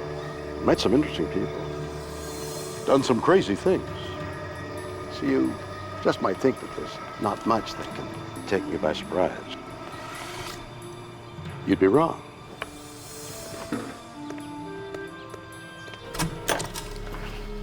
The world is full of stories, science and things that amaze and confound me. Every single day, incredible mysteries that keep me awake at night. Some I can answer. Others just defy logic. Do parallel worlds exist? In New York, a woman has a frightening encounter with a mysterious shadow shaped like a human. Was it an entity from another dimension? There was something very sinister about it. In New Jersey, a boy becomes entangled in a strange machine. On the count of 3, we jump through the field of energy. And ends up in another world. Does teleportation exist? And in Mexico, an explorer uncovers a bizarre skull made of crystal. Is it a doorway to another universe? Yeah. It's a weird world, and I love it.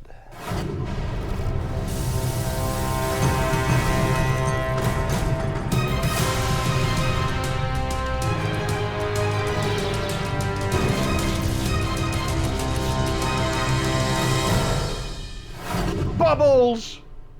Beautiful, aren't they?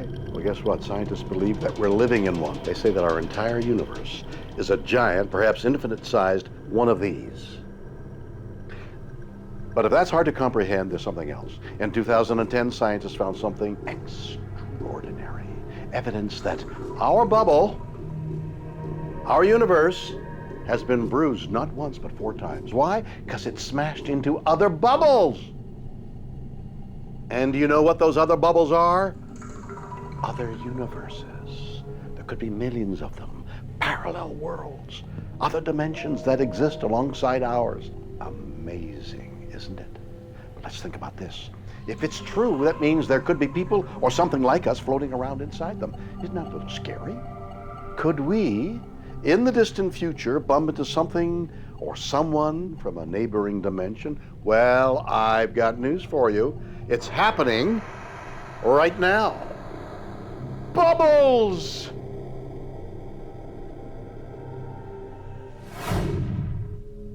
Rosemary Gilly is an author.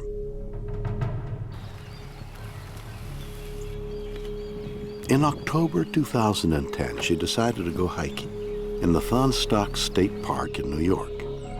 So I trekked out by myself, which is not always a good idea. And there was no one around. There was no one on the trail. And I went out to what we call the King's Chamber. The King's Chamber is one of several mysterious man-made structures in the area. Nobody really knows who built them or why. And many people who visit them have paranormal experiences. Some think Native Americans made them. Others believe it was European settlers or even ancient Druids. No one knows for sure, But as Rosemary enters the ruins, she begins to sense something strange. I could sense an unusual presence there. You have a feeling that there may be something unseen watching you, or that something unusual is about to happen. Despite her misgivings, Rosemary presses on. It's not long before she's sorry she did. I became aware of a dark shape moving through the trees in front of me. There was something very sinister about it. This figure was tall and slim, and it looked like the outline of a human being. It was very dark in color, inky dark, and it had very blurry edges, and the lower portion of it sort of trailed away. There's no facial features, no eyes, but yet you know it's looking at you. You can just feel it. And that is a very scary thing. Was Rosemary's mind playing tricks? Or was someone or something stalking her through the king's chamber? This was not an apparition. You simply know when you are encountering something that's not quite of this world. So what was it? Rosemary didn't wait around to find out. It was like one of those movies where bad things are happening to people, and a voice says, "Get out. It's time to go." What did Rosemary Gillies see? Was she in real danger from a shadow, or was it something even more sinister? Incredibly, her experience is not unique. Hundreds have reported encounters with dark, humanoid, transparent creatures. They call them shadow people. But what are they? Rosemary has come to an incredible conclusion. Shadow people come from other dimensions, parallel dimensions that are right here on this planet. They're just around a certain bend in space where we can't normally see them except under the right circumstances. Are shadow people intruders from a parallel dimension? If so, how do they cross into our world? And what do they want? Chris French is a psychologist. He believes there is a simple explanation. These shadow people are just shadows.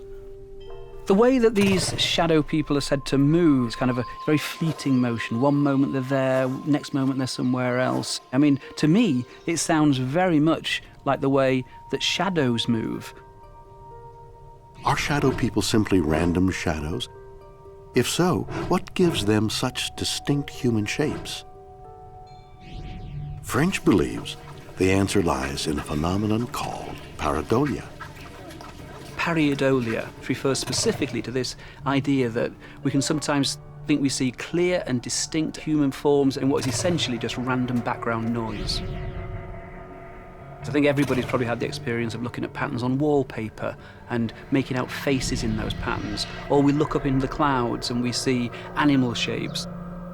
People have found images of Christ in plates of spaghetti, in cinnamon buns, in the burn marks on tortillas. What you've got are really kind of more or less random patterns, but we will impose some kind of meaning on them. People tend to experience shadow people in certain kinds of locations. If you're in a forest, if you're in a cave, if you're in somewhere where there's lots of shadows, then those are precisely the kind of random background visual noise situations where you might actually think you can see things that aren't there.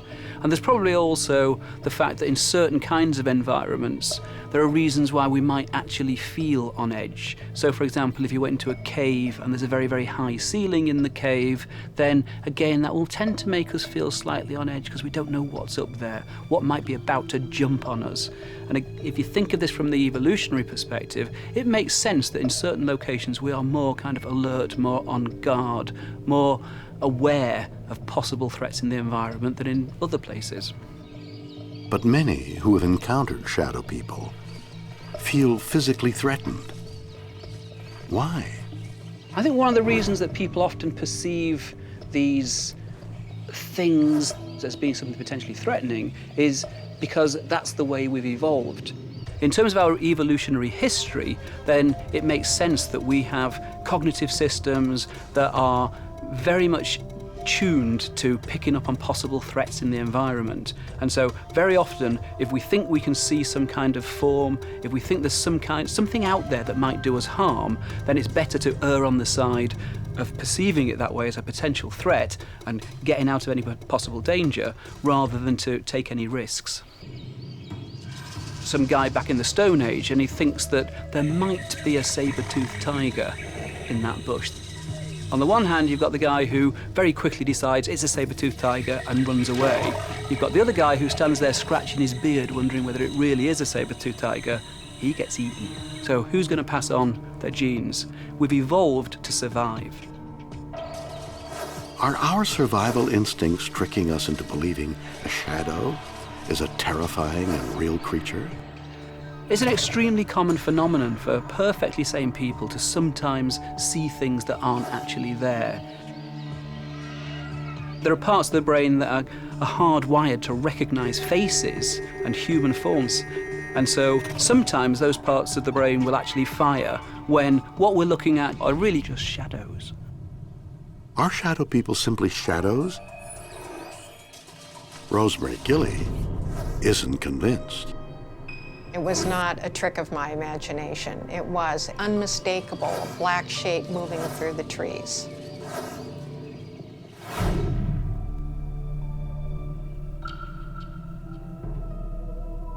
You know, it's amazing how real shadows can appear. But could something like this be a terrifying shadow creature from another dimension that's come to pay us a visit?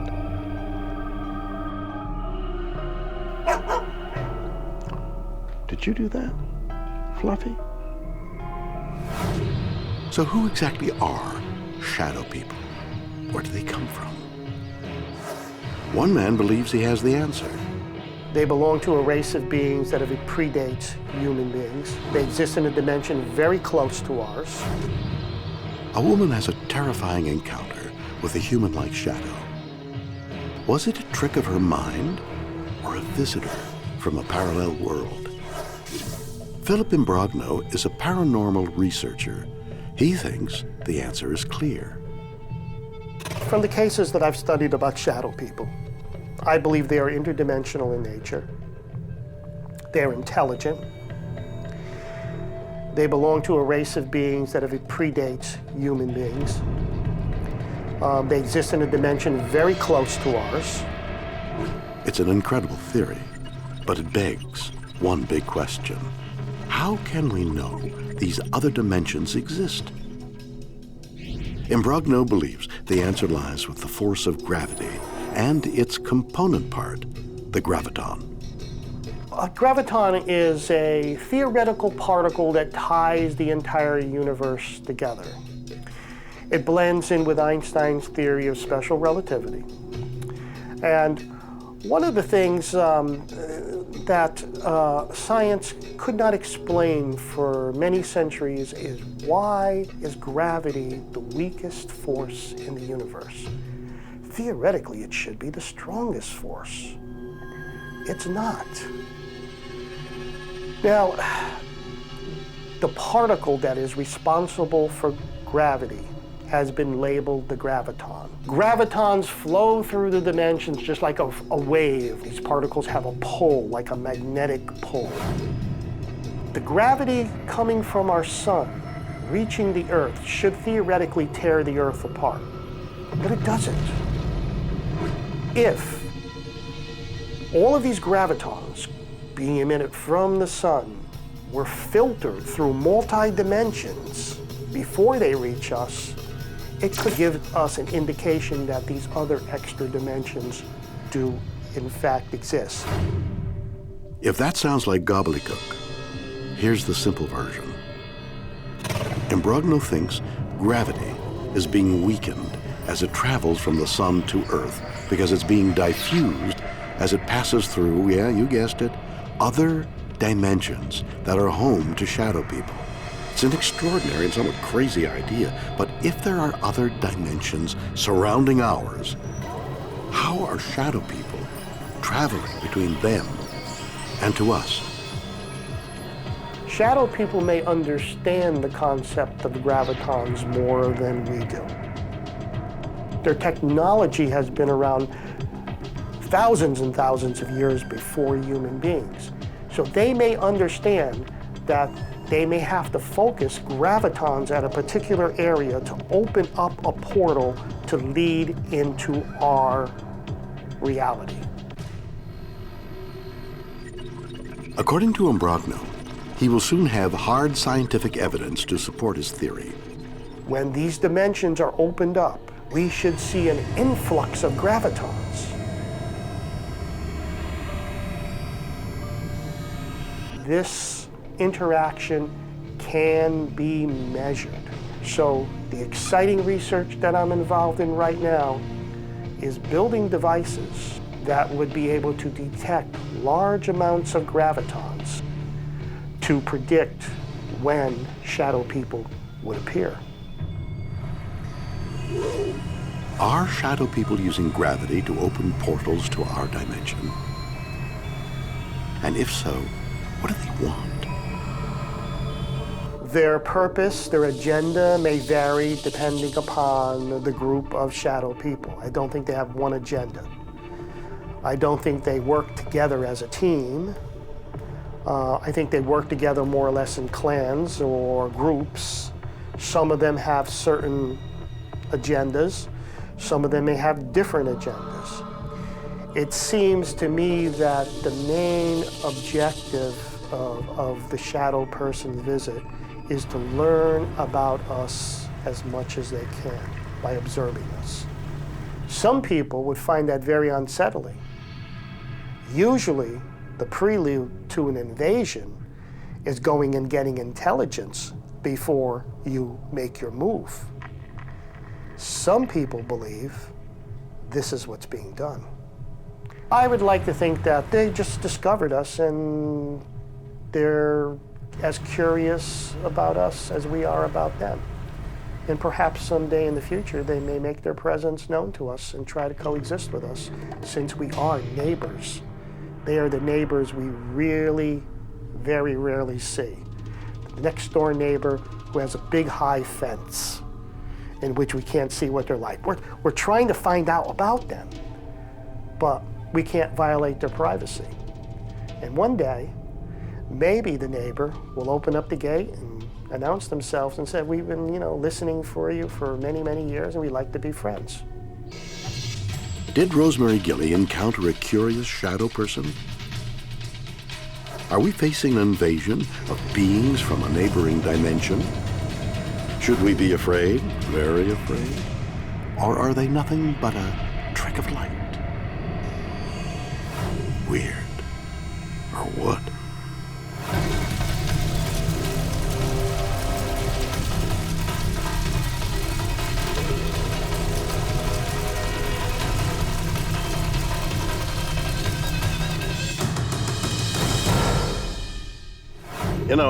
I used to get into a lot of sticky situations during our voyage on the Starship Enterprise, but I was always able to get out of them like this. See what I just did there? And I didn't even have Scotty to beam me up. But can we somehow transport ourselves from one location to another in an instant?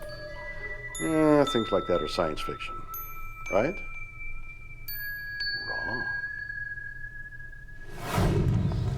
1960, suburban New Jersey. 6-year-old Andrew Bashiaga was about to have the most incredible day of his life. My dad called out to my mother and said, "Hon, I'm taking Andy to the hardware store." Instead, he drove me up to the old Aeronautical Company facility in Woodridge, New Jersey, a large defense technical experimental area that dated back to World War II. As they enter the facility, Andrew wonders why his father Frank would bring him to a place like this. I didn't know what was happening. Andrew's dad leads him to a secret room. Inside is something unlike anything he's ever seen before. It was so strange. It essentially consisted of two elliptical-shaped booms that were about 8 feet tall and about 10 feet across. It's a machine that's beyond Andrew's comprehension. Whatever it is, his father is clearly in charge. But why? And what is it for? He had the technician turn the device on. As Andrew watches, the booms begin to spin, generating a strange cascade of energy. That looked almost like water falling in a public fountain. It was a very beautiful, sort of shimmering field of energy. As the energy field from the machine grows, Andrew's dad does something incredible. He tells his son to take his hand, then the unimaginable happens. We counted down, 1, 2, 3. On the count of 3, we jumped through the field of energy. We seemed to be moving, and I could ultimately see a point of light in the distance.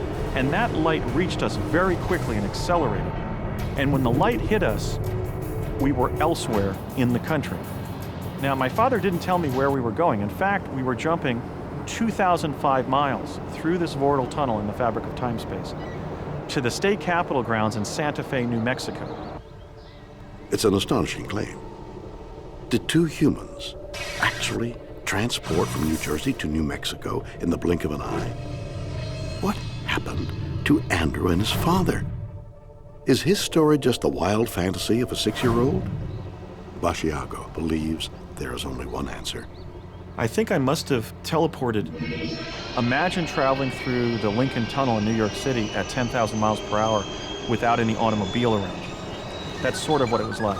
We were physically moving through a vortal tunnel in the fabric of time-space. Had Andrew's father, Frank, invented the world's first teleportation machine? And if so, why? Frank Basciago was no ordinary dad. During the Cold War, the US and Soviets raced for military superiority. Frank was head of a top-secret American research team who were conducting experiments into teleportation. But why did Frank use his son as a guinea pig? I think my dad's immediate goal in inviting me to teleport was to show that if teleportation was safe for his son, it was safe for anybody's child.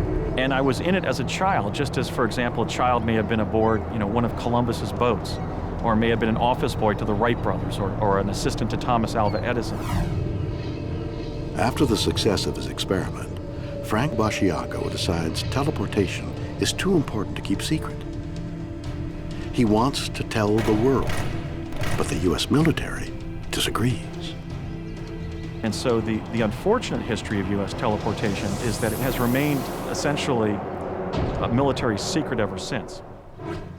40 years later, Andrew is on a mission. He believes teleportation technology is vitally important. His father's invention should be available to all of us. Today, I'm leading the Truth Campaign. I'm urging the United States government to declassify teleportation, to allow people to teleport between major world cities. The way I see it, I have a duty simply to stand in my truth and tell the truth about what happened, because this was clearly an important epoch in the history of applied science. This was the moment when our human civilization on Earth became a time-space faring civilization. And so I'm speaking out primarily because I feel I have an historical duty to inform humanity that time-space emerged in this context in the late 60s and early 1970s, and that in the 21st century, we may need to use teleportation to solve the crisis of environment and development. And so I'm speaking out also simply with the hope that if we can declassify and deploy teleportation, we can use it to actively advantage humanity in the 21st century.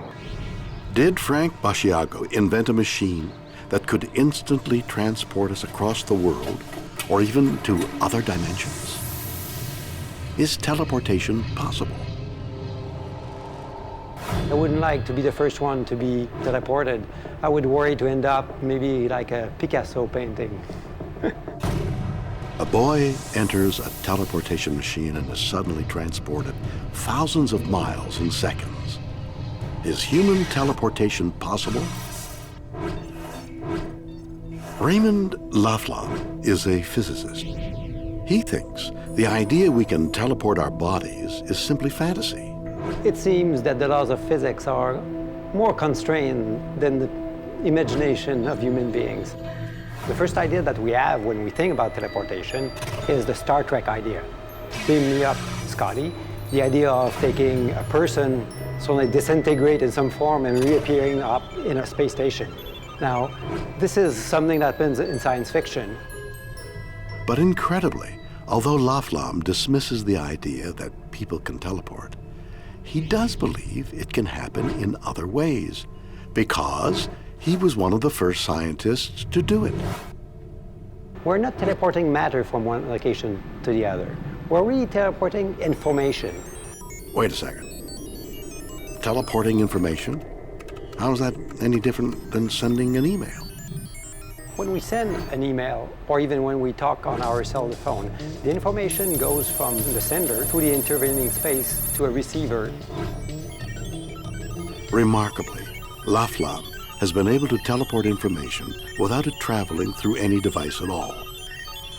What has been teleported is one quantum bit of information, or qubit, is sent from one location to the other.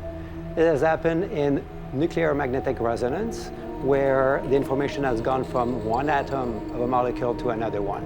But it has also appeared in optics, where people have put information or quantum information in a particle of light called photons, send it to another location a few kilometers away, and then made it reappear over there. We've been able to teleport a few kilometers, taking one particle of information and make it reappear a few kilometers down the line. We've been able to do this. It works like this. In the world of quantum physics, even the tiniest particles are somehow connected, even across huge distances. In quantum teleportation, such entangled particles can literally be in two places at once. Absolutely amazing that we can teleport. In quantum teleportation, it seems to disappear here and reappear there. It looks like a piece of magic, a piece which we're not used to. Once we have technology based on quantum entanglement, on quantum teleportation, maybe we'll think it's very familiar and banal, but today for us, it looks something very unusual. This technology could soon be used to instantly communicate with spaceships, no matter how far away. Or send military communications that are impossible to intercept. We're just at the beginning of understanding what is quantum teleportation, how it works. We may be able to teleport information, but does Andrew Basiago's story mean we can do it to ourselves? Laflamme thinks not. You must have a secret that I do not have to be able to do this. But I wouldn't like to be the first one to be teleported. I would worry to end up maybe like a Picasso painting. If human teleportation isn't possible, what happened to Andrew Basiago? Was his incredible journey just a figment of childhood imagination? Bruce Goldberg is a hypnotherapist. He thinks stories like Andrew's are very real. We have ancient literature going back thousands of years of people who've teleported. There are a lot of religious cases, but there are also secular cases too. I think teleportation exists. But how? Goldberg believes he's discovered the secret. Teleportation is a very complex mechanism, and basically what happens is it's very similar in the beginning to out-of-body experiences where you might feel like a buzzing sound or a tingly feeling. Very often people feel a pop over the left ear, a popping sound, okay? And then they're going to feel a rush and a feeling of spiraling upwards. Now remember, from their perspective, they don't notice any difference. They feel these feelings, but people, to observe them objectively, would see them actually disappearing. Just they're there 1 second and they're not there the next.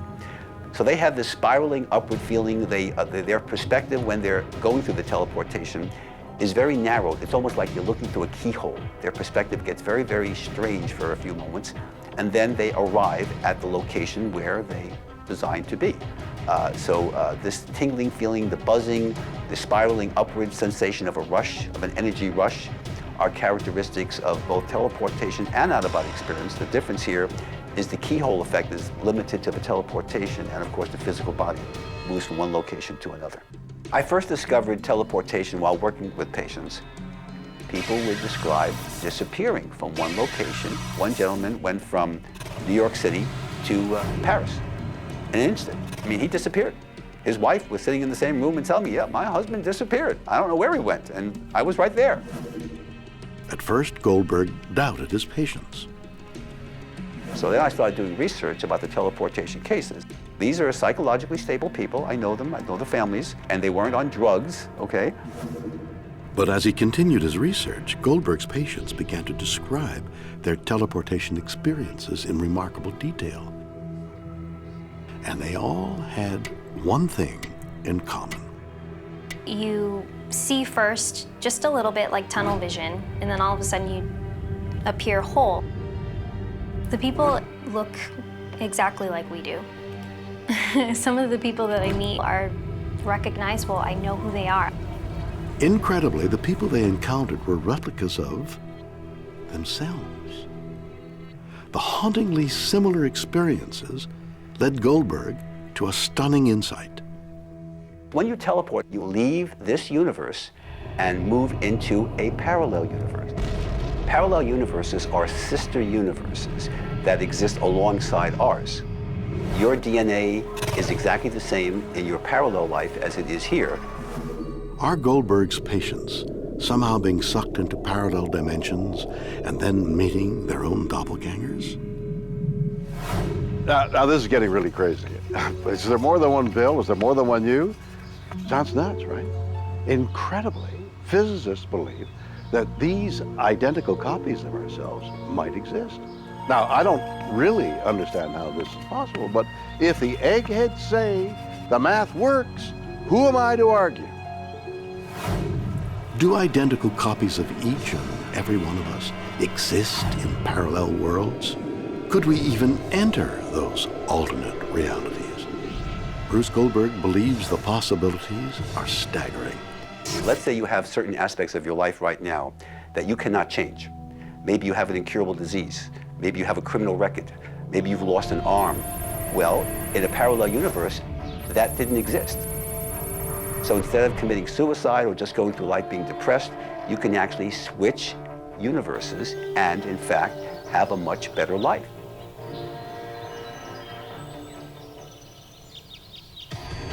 But if it really is possible to leap into a parallel world, why isn't everyone doing it? Teleportation is hardly predictable.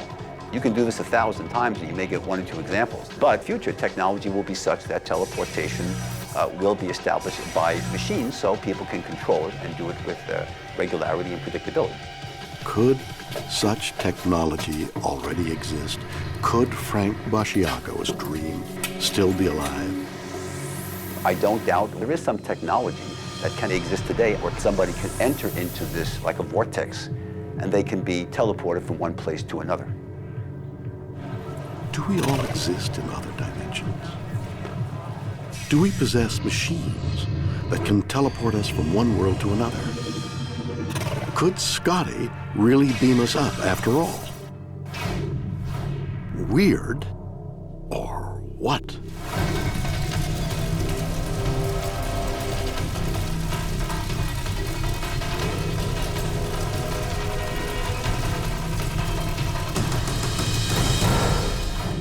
In Mexico, an explorer finds a strange skull made of pure crystal.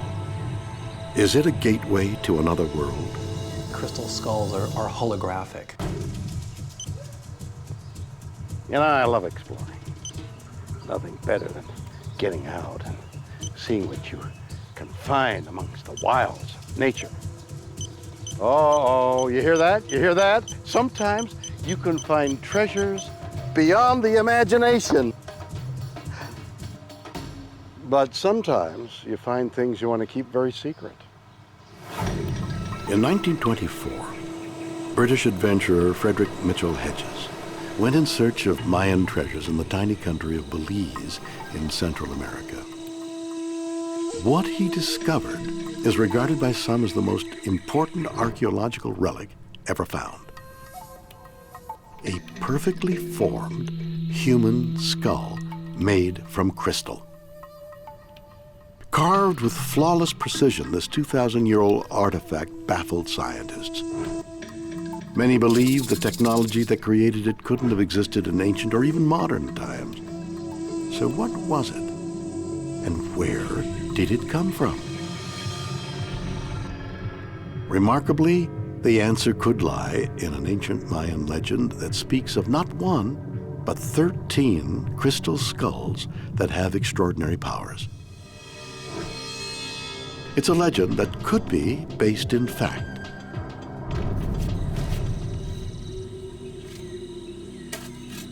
In 1994, amateur archaeologist Nick Nocerino found another perfect life-size skull, impeccably carved in clear crystal in Guerrero, Mexico.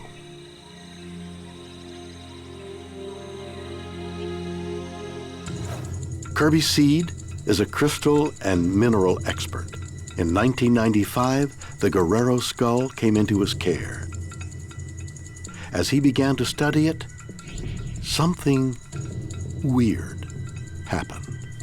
And it began to show me pictures of past lives. It showed me images of possible futures that I could try to achieve for. And those pictures turn into visions. Those visions, I see people moving, I see objects moving, there's motion in those visions. And suddenly I feel like I've popped into that particular reality. And I feel like I'm merging my energy with its energy. But Kirby believes this skull has many other powers.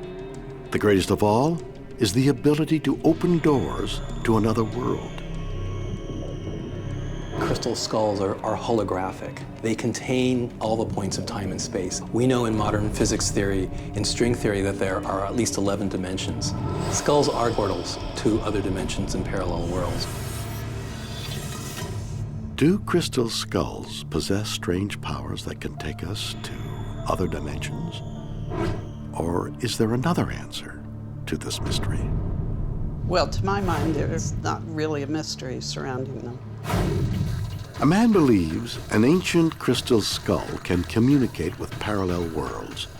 Do these strange, mysterious objects have powers beyond our comprehension?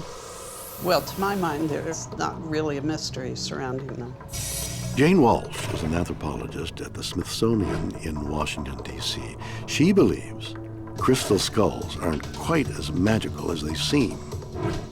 I've essentially concluded that none of the skulls I have looked at have really anything to do with pre-Columbian Mexico. Mostly they were marketed to deceive. Jane has examined 9 crystal skulls, including the one discovered by Mitchell Hedges. Due to the nature of the crystal, it's not possible to determine when the skulls were made.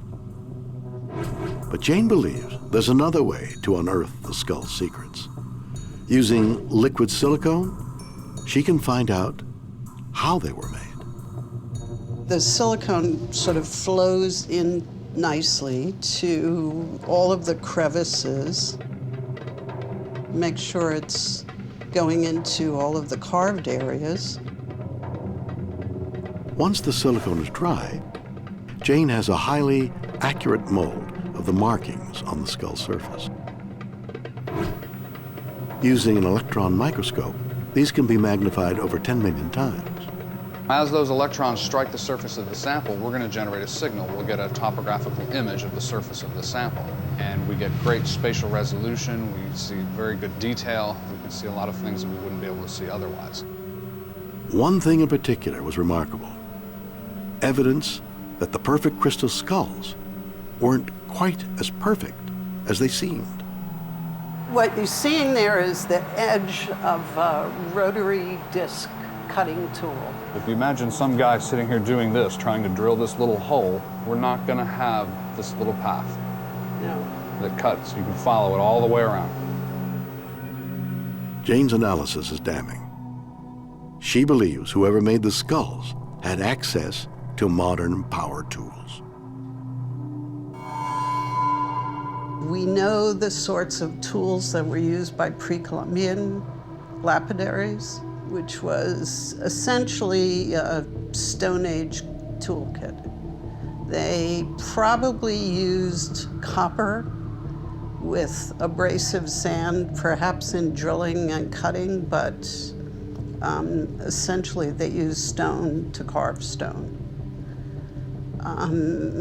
So looking at some of the skulls, it's very apparent that hard metal with permanently adhered diamond abrasives were used to cut them. So with the Mitchell-Hedges skull, we were able to find some of the initial carving that was done by very tiny, high-speed dentist-type drills. That's simply not a tool that any Mayan or Aztec would have had. So, if the skulls are not ancient Mayan or Aztec, when were they carved? They probably are about as old as when they first appeared. It's certainly true of this skull. We know it was purchased in 1960 in Mexico, and it was polished and carved with an abrasive that wasn't available until after World War II. So probably it was made in the 1950s.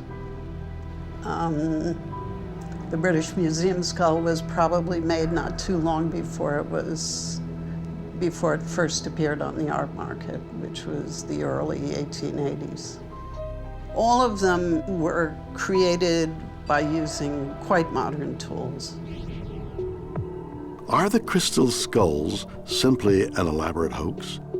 Does the harsh light of Jane's microscope mean we should dismiss those who believe they have mystical powers? I would love it if someone would excavate one, a recognized archaeologist, but I'm not holding my breath.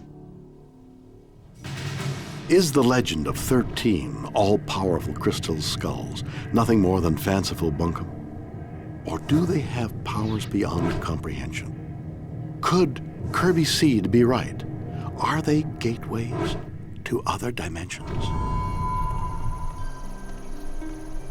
Joshua Shapiro is an explorer. He not only believes crystal skulls can connect us to other worlds, but they were given to us by beings who live in them. What I believe is the connection between the crystal skulls and, let's say, other intelligences which may come from parallel worlds or other dimensions. These beings, I believe, brought the crystal skulls in physical form to humanity a very long time ago. They brought them as tools to help us to grow and to understand who we really are, which I believe is divine souls. I believe all of us are divine beings. But when we incarnate as a human being, we forget the essence of who we are. So these parallel worlds are trying to help us to remember this, and what they will do occasionally at different points in history, and again, this is my theory, and I think there are other people involved in the crystal skulls who believe this, is that they bring tools that act as a catalyst to awaken us. Did crystal skulls arrive from parallel worlds in ancient times? And if so, how do these other dimensional beings use them as doorways to connect with humans? Shapiro thinks it all comes down to what they're made of. The crystal skulls act as portals or dimensional doors because quartz crystal has the ability to exist in many different dimensions simultaneously. It's the property of the material itself. It just lends itself to working with energy on different vibrational frequencies. So that's why it's a perfect conduit. Quartz crystal vibrating frequencies across multiple dimensions. Crazy talk, right? Well, in fact, crystals have been used in communication devices like radios for nearly a century. They can be tuned to vibrate at specific frequencies, which allows them to tune in broadcasts. So maybe a crystal skull could be an interdimensional telephone after all. Quartz crystal is one of the most important materials on the planet, but to put it into the shape of a human bone skull, those two combined make them very special. So these other intelligences can use the crystal skull to communicate with us. So are crystal skulls portals for messages from other dimensions? If so, what are they trying to convey? If I could define in one sentence what the crystal skulls are, they are a mirror and a catalyst to awaken humanity.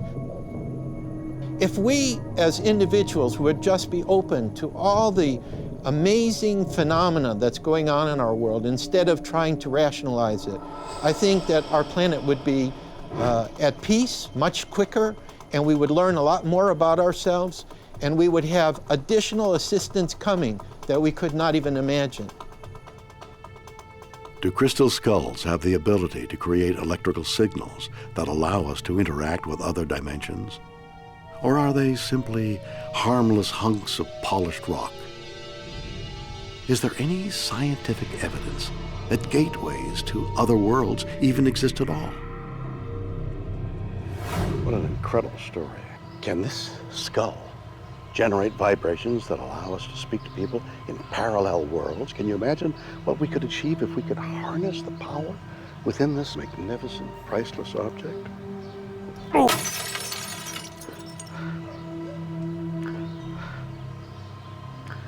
Can we get another one?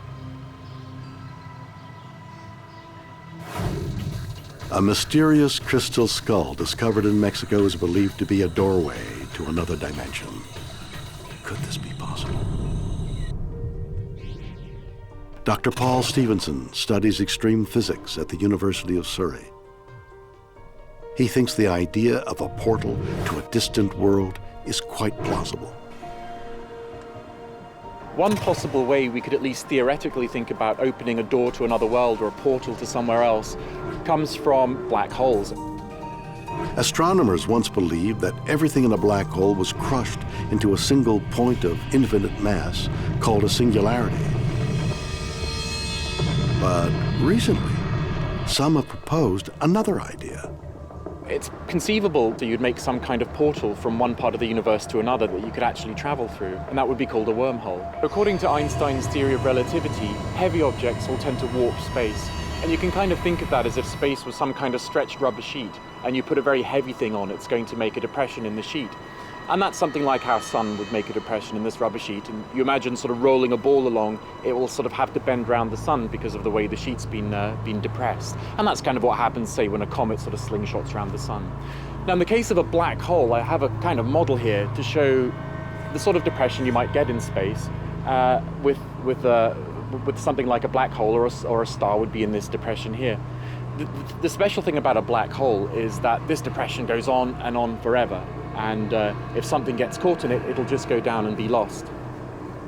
Now, what happens with a wormhole is you would end up having two black holes connected together, something like that. So you can sort of imagine that if you fell in one end of the black hole, you could come out the other end. And so theoretically, this thing could exist. We haven't ever seen one, but there's no reason, based on our understanding of physics, why something like this couldn't happen.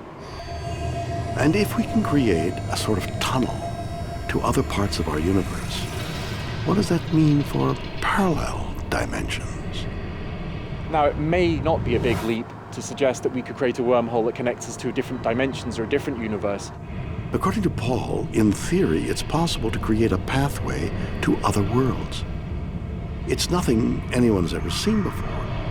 So how does he know it could happen? But they're actually based on solid physics and solid science. And we've certainly come across lots of things in the past that at first sight seem to be utterly ridiculous or completely fantastical and have turned out to be true. I don't know whether that's going to turn out to be the case for wormholes, whether we'll ever see one, but it's certainly not beyond the bounds of reason. Could we open cosmic gateways into parallel worlds? and communicate with them with crystal skulls? Or can we simply teleport our bodies there whenever we wish? Are shadow people from other dimensions already amongst us? Weird. What?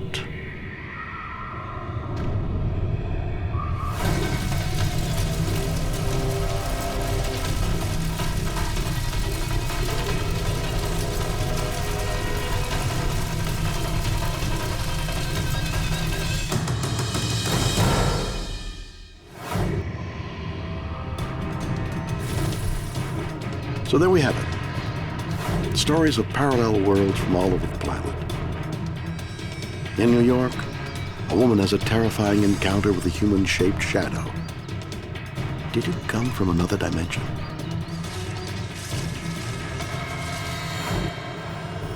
In New Jersey, a weird machine transports a boy and his father hundreds of miles in a split second. Did they teleport to a different world? And in Mexico, a team makes an amazing discovery. A skull made of crystal. Is it a doorway to a parallel universe? Are these stories evidence that parallel worlds exist? Can we dismiss the claims of those who believe they are true? You decide. Join me again next time for more stories that will undoubtedly be weird or